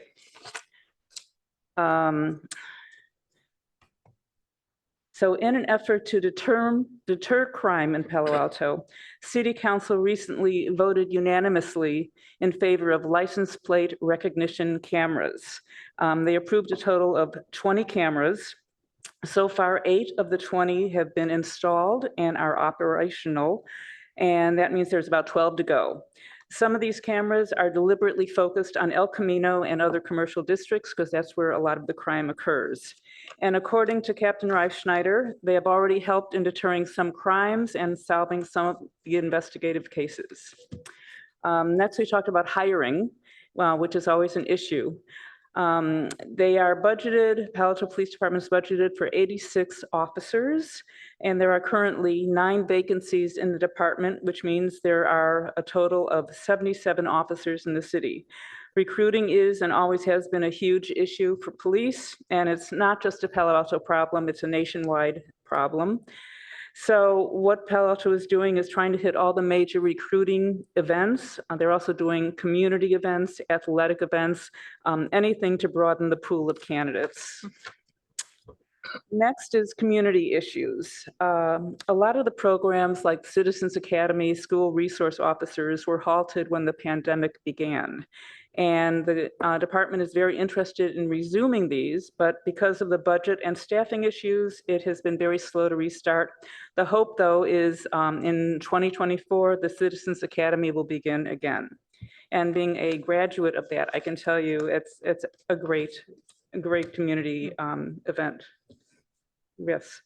Some of the other recent community events police were involved with lately were the Municipal Service Day on Bay Shore, and the Midtown Ice Cream Social, which was just the other day, and National Night Out, which is a annual event. This year, the police did it a little differently. Normally, they close off Forest Avenue in front of the police department, and a lot of activities go on there. This year, they decided to change it, and they had 2 events, one at Pahrc and one at Johnson Park. And apparently, they were both a huge success, especially Pahrc, which is located in Barron Park. Park rangers were there, animal control officers, the fire department, and it was a huge success. So it looks like this might be repeated next year. Coming up are 2 community events. Airport Day, that's on September 24th. The police will be there. And also their Breaking with the Law event, otherwise known as Coffee with a Cop. That'll be later this month, later in September. A specific date and location has yet to be named, but you'll be hearing about it shortly. And lastly, the new police building, the status It's actually beginning to look like a building, finally. Almost all the scaffolding is gone. Some interior work is still going on, but construction is hopefully will be completed by the end of this year. And the first wave of employees should be scheduled to start in either late January or early Feb. And everyone should be completely moved in by the spring of next year. Right off Cal Ave. That's it.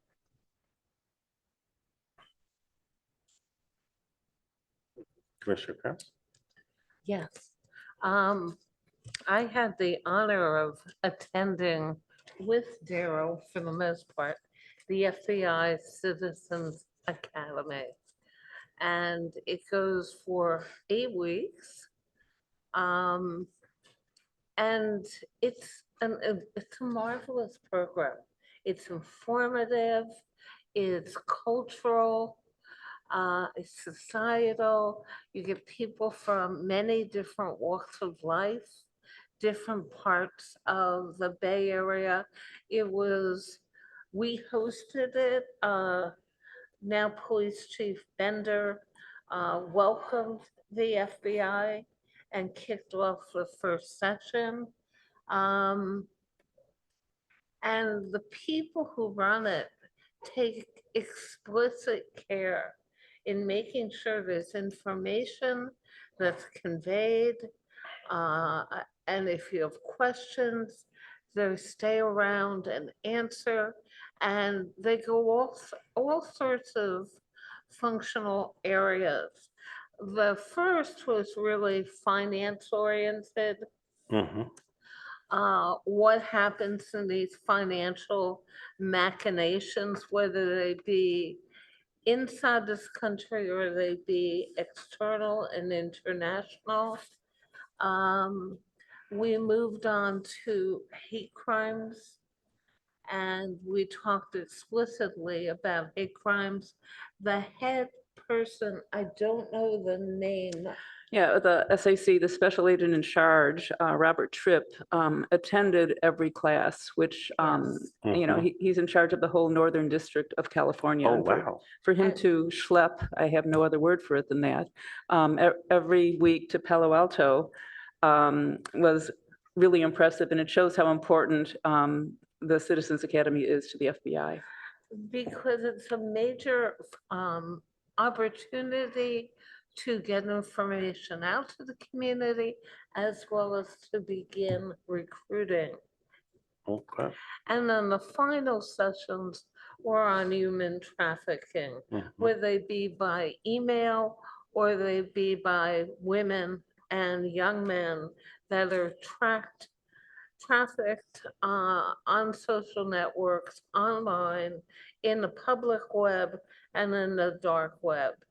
And we culminated with having Special Agent Marty Pahrc, who is a plus 20-year veteran, come and speak to a nonprofit as well as open to Palo Alto residents. A session that she talked and answered questions and was available online. So it was a real honor. That's a word that comes to me. It was an honor to get to know these agents, to understand their specific roles and their areas of competency, and to have the special agent in charge sitting in the back of the room through the entire 8 weeks. That's absolute. This sounds absolutely phenomenal. I know that we who's ad hoc? I'm sorry. I'm sorry? Who's the ad hoc for this? I don't know. I can't look without it showing up on my screen, so maybe Elena can look that up. Okay, because I know we have we wanted to do some what was this? Community conversations, and also have the FBI come and talk to the community. I know we had some conversations with them. Have Yes. we? Are we still in limbo? Where are we with that? It's like 24 months now since we Yes, made the staff is first just request. waiting for the subcommittee to determine a little more focus and so forth. I still have the agent's name in my inbox, so. I thought we were going to do hate crimes. Right, but just so we could frame the conversation in the way we specifically want it to be framed. So I'm waiting for the subcommittee. Is there anything I can do or Daryl to facilitate this? I don't need any help in like the mechanics of it, but my Okay. understanding all along was that the subcommittee was going to just, provide the framing. After the first meeting, there was some discussion about the framing. Hate crimes are goal number 3.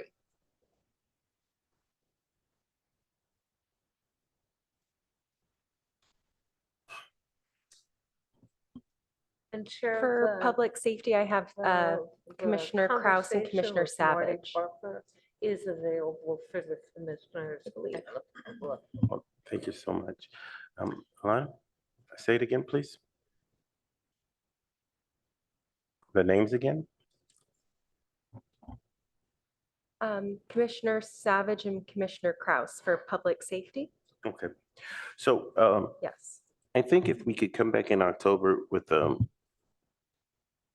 couple of thoughts and topics for the agent, because I see we have hate crimes, human trafficking, online targeting, and training local businesses and hotels on how to recognize and de-escalate hate crimes and incidents. If we can come up with something we can go back to the nice agent that staff has and say, we want to do the training, or if there's another approach you want to take.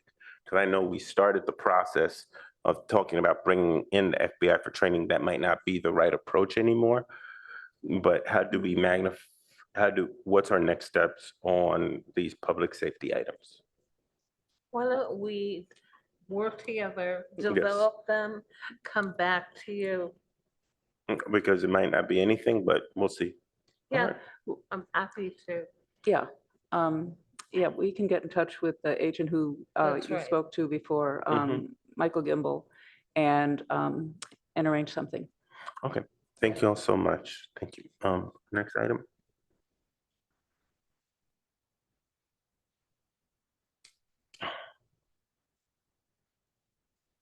We had how did we do with the kids? The climate change, thank you. Great. So they came and spoke at our last meeting. They gave us a whole presentation and report. We asked questions, provided them with feedback. It's still, a draft.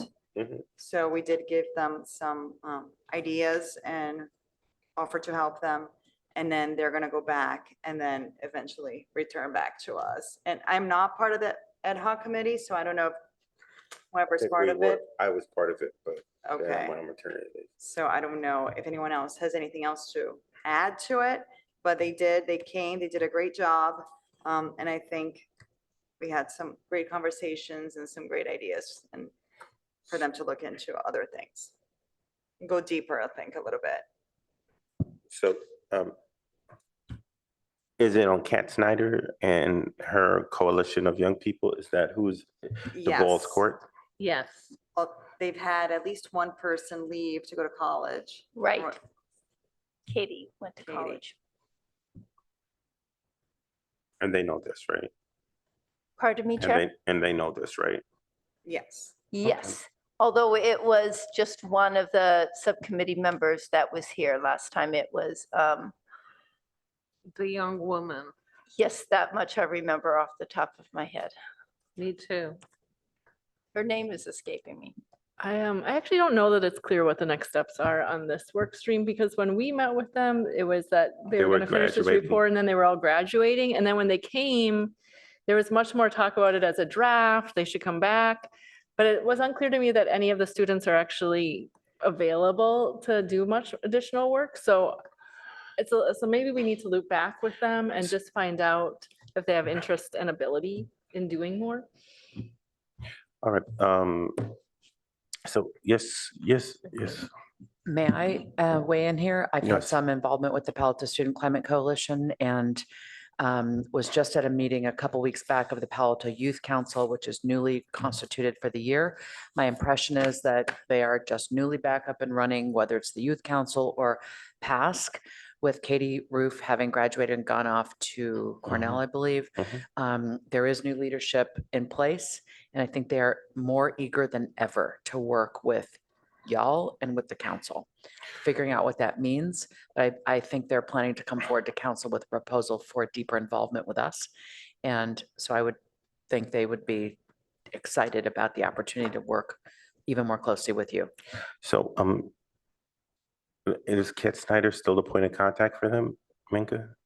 She is, yeah, she worked always in tandem with Katie when they were planning meetings and so forth.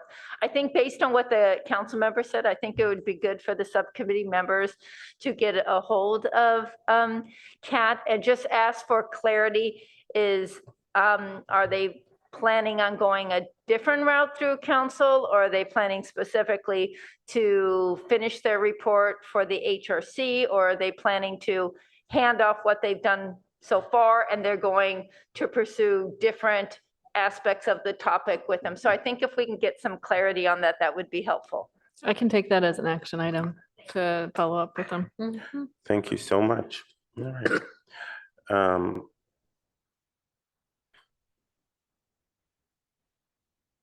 We were to do some learning sessions. This is Commissioner Amy and myself. We had a major, I briefed Minka and staff, and we have a question of if we want to have a number of public health officials, in particular the Santa Clara County Public Health Officer, Sarah Cody, do we want her to come here and present as the seniors from Avenidas did? Or could we hold, or could we do both? Can we hold a public session, a listening session for constituents of Palo Alto as we get ready for the next season of potential disease? It's no longer a pandemic, but we've selected the people, we've got them identified, and I needed that direction, as Amy and I discussed, of what you would prefer, and then we will go lock it in. So in my experience, I think our most effective public outreach events have been when we've gotten a space outside of here. So maybe Mitchell Park, the large community room, or the other library where we get the room, and then we make some sort of advertisement, not that this is a HRC meeting, but this is an event with these people to have this conversations. I mean, I think one of the first times I got engaged with the HRC, we did the race in Palo Alto piece at the library, and there were probably 150 people there. Okay. And I think right now is the time. I think particularly we're seeing a resurgence, even though it's COVID's endemic, not pandemic anymore, but RSV in kids, new waves of COVID, public health is a significant challenge. So I think that's great. All right. So I agree with you, Amy. You just, I think We agree. I think you just have to coordinate with staff because, you know, they usually have to figure out rooms and marketing and budget, Exactly. and we'll go from there. All right. And, Don't go anywhere. if I We're just- not done. The next one is lack of community and walkability in South Palo Alto. Can I just add one thing? I think it would be interesting if you could do it soon, if she could address any concerns about there's a new COVID vaccine getting rolled out. And I know that there's a big, obviously push for people to get vaccinated. So it would be great if she could speak to that. I will now reach out, find out her availability, and staff, if you could make us smart about available spaces, we'll go forward. Thank you. So, Recommendations in terms of like time of week, time of day?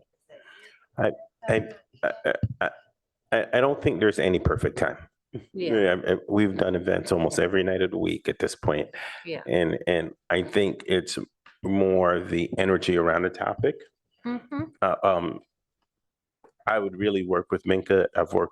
She's done these community events for years, so she can give you some really good guidance around spacing, Sure. time. She can also, she sits on the calls with nonprofits, so she can have a pulse of what some people are thinking community. So I would really work with her on that. All right. Problem. The lack of community and walkability in South Palo Alto. That's Commissioner Tauzi and I, we were supposed to meet and then she had a medical emergency and we have not been able to reconvene. Mhm. So hopefully we can meet before the next meeting. I am excited that City Council stepped in and helped to save Mike's Diner. So Thank you. that That was good. was great. So that's 1 point for South Palo Alto.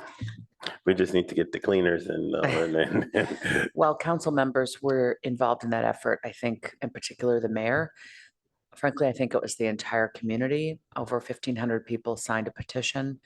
There was heartfelt concern and outrage, and I think it was wonderful to see what our community can do for a cause when we all rally behind it.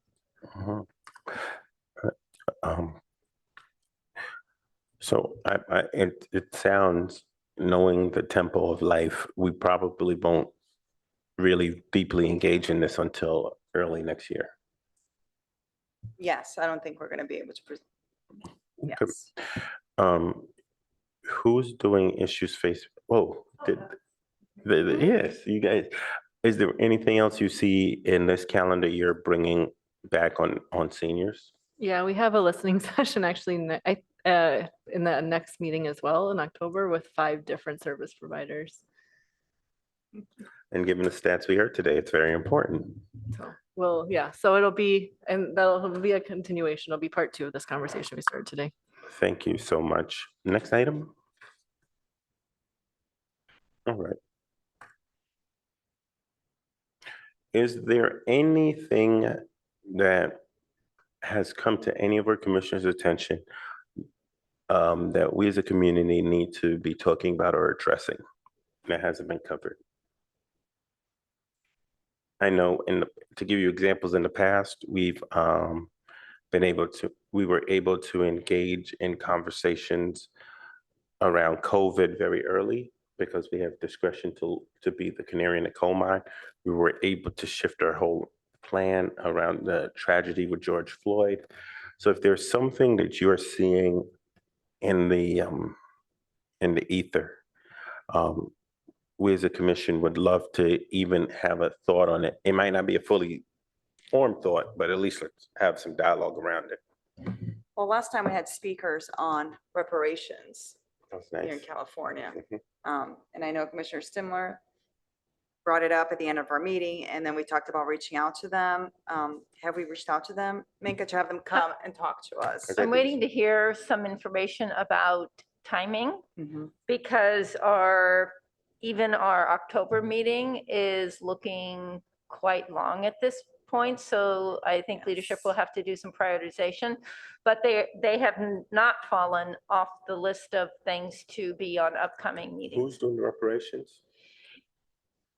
I don't have the name specifically in front of me. There were 2 women who were on the state, I think are Bay Area representatives on the state commission, Marie? and they were from East Palo Alto. I don't have their names in front of me, but, and Maura Uman from YCS was another speaker that encouraged the HRC to have this, to hear the report.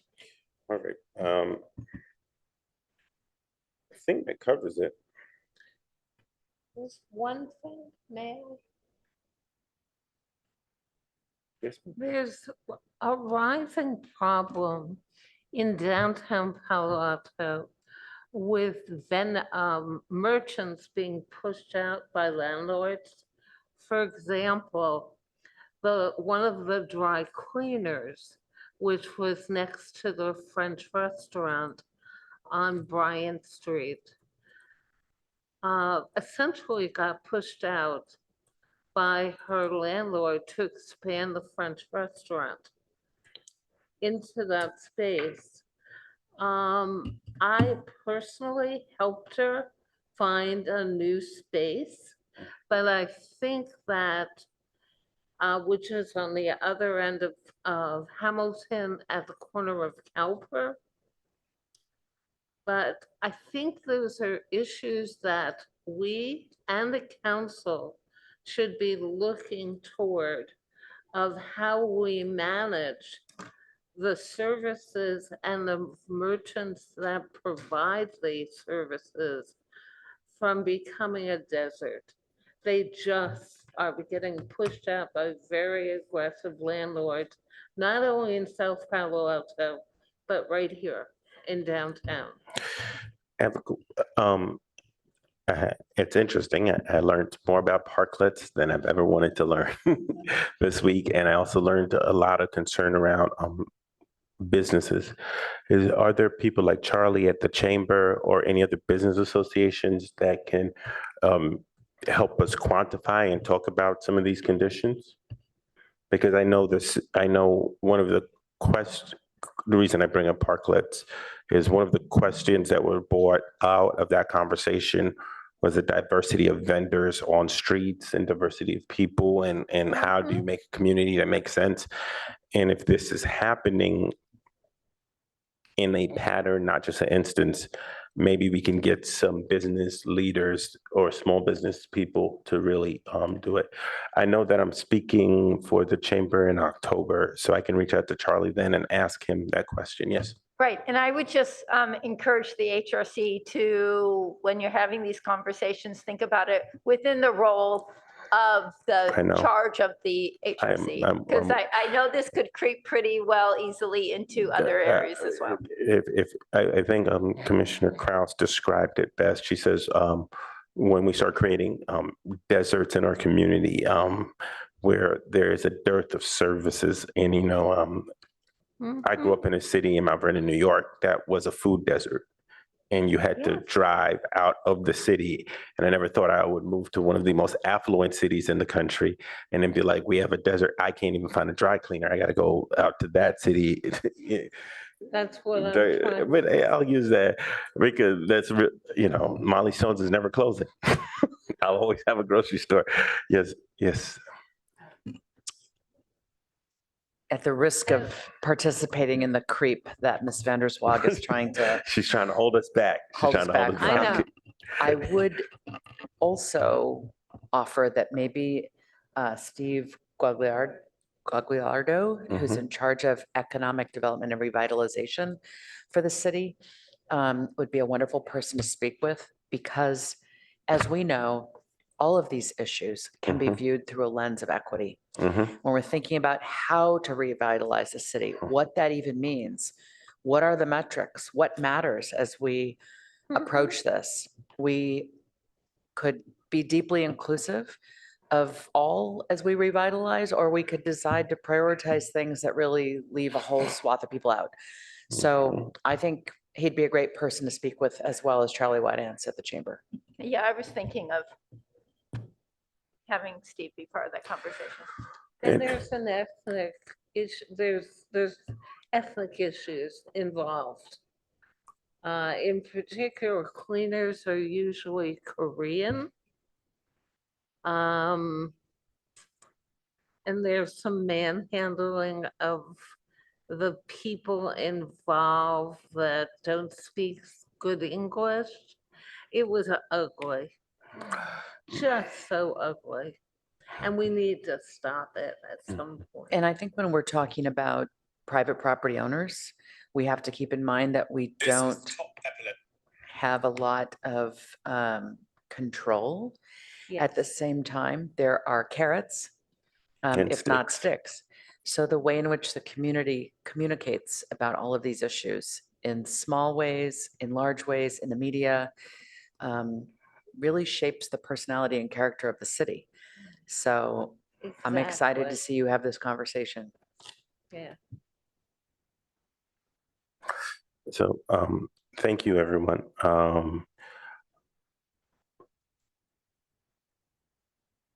Why is it on the top of my head? Did we have something to do with the cast piece? Yes. We took a position of referring it to you and asking you to engage in dialogue and make a recommendation as to what the city should do. In the interim, the bill has moved forward in the assembly. And maybe Ms. Vanderswag knows more than I do. No, I do not know more than you do. I think it moved forward quicker than expected. So when the council had made that referral to the HRC, and then I think it landed on Governor Newsom's desk quicker than expected. So I think we're going to look to see what happens there and if there's a role to come back to the HRC. So, I would like for the HRC to actually start that process now, for a few reasons. Whichever way the governor goes, we've clearly hit a sore spot. It's a clear sore spot. I've never seen most people don't complain about equity unless there's some sore spot there. Given that we live in a community that is 34% Asian, and a significant part of that population is Indian, and we have businesses that are significantly in this area, this should be a question for us to at least ask, is caste impacting our community? And how is that having a human toll or cost in our community? So I would like for us to pick that up, because whichever way the governor goes, the can is already open. Commission, any thoughts? I see a lot of looks. Yeah, sorry, can you just, I'm not familiar with what's going forward with the governor. So basically, there was a female Indian legislature that I can't pull it out of the air. I think what's the exact terminology? Senator Wahab Yes. from Fremont proposed legislation to ban discrimination based on an individual's caste under the UNRRA Civil Rights Act, Yes.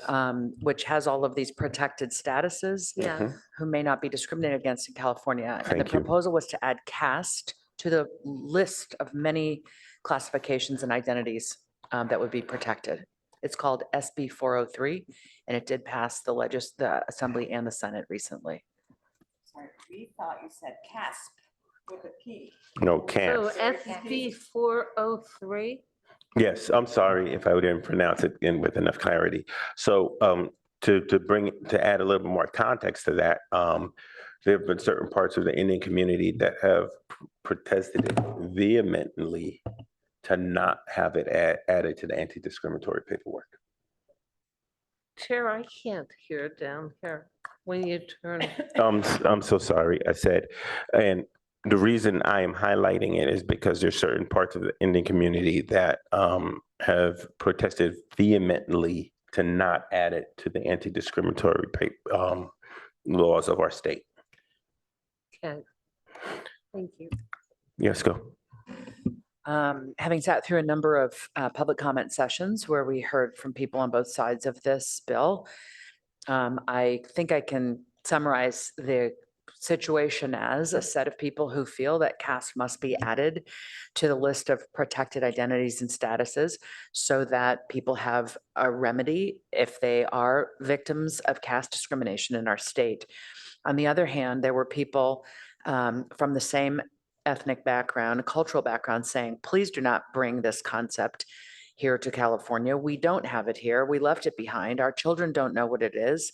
And if you put it out there, then our children will be discriminated against because they will learn that some Hindus discriminate against others on the basis of caste. It's, in their view, bringing to the present and into California an issue that has been left behind and is located elsewhere.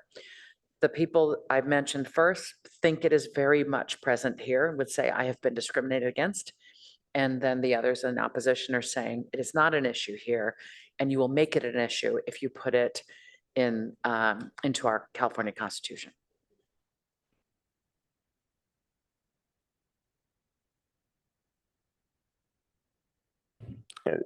As an immigrant to this country, I'm well aware that people don't leave back at home things. They bring them with them, even as a 1.5 and second generation. So I'm very interested in seeing this. So I think, is the commission willing to look at this? Well, the council already gave us a mandate, right? This was a council referral. So anybody want to work on this? Or is this all mine? All me all day? I got it. Can Okay. you just talk a little bit about what kind of work is required? I have no idea at this moment. I don't know, that's why I'm asking you. Yeah, I have no, I think I'm going to have to sit. Yeah. I have one person in my congregation that is of Indian descent, I have a few people in my congregation that are of Indian descent, and I'll have a conversation with them. And I ask them to guide me how to deal with this topic. I think that's Yeah. probably my first step, because they'll at least have an honest conversation with me. Yeah. Yeah. The other thing I would just, I know that when in the survey, we asked in the Asian, Native Hawaiian, Pacific Islander survey, we did get a couple of, we asked people for other contacts within the community we could reach out to for more information. And there were a couple of Indian resources, so we could also pull that data out of the survey. I know that there's like a South Indian, like Palo Alto WhatsApp group, for example. Oh, So nice. that could be another resource for you. Yeah. Okay, digging in. so I will work with staff, because just so we understand like our process.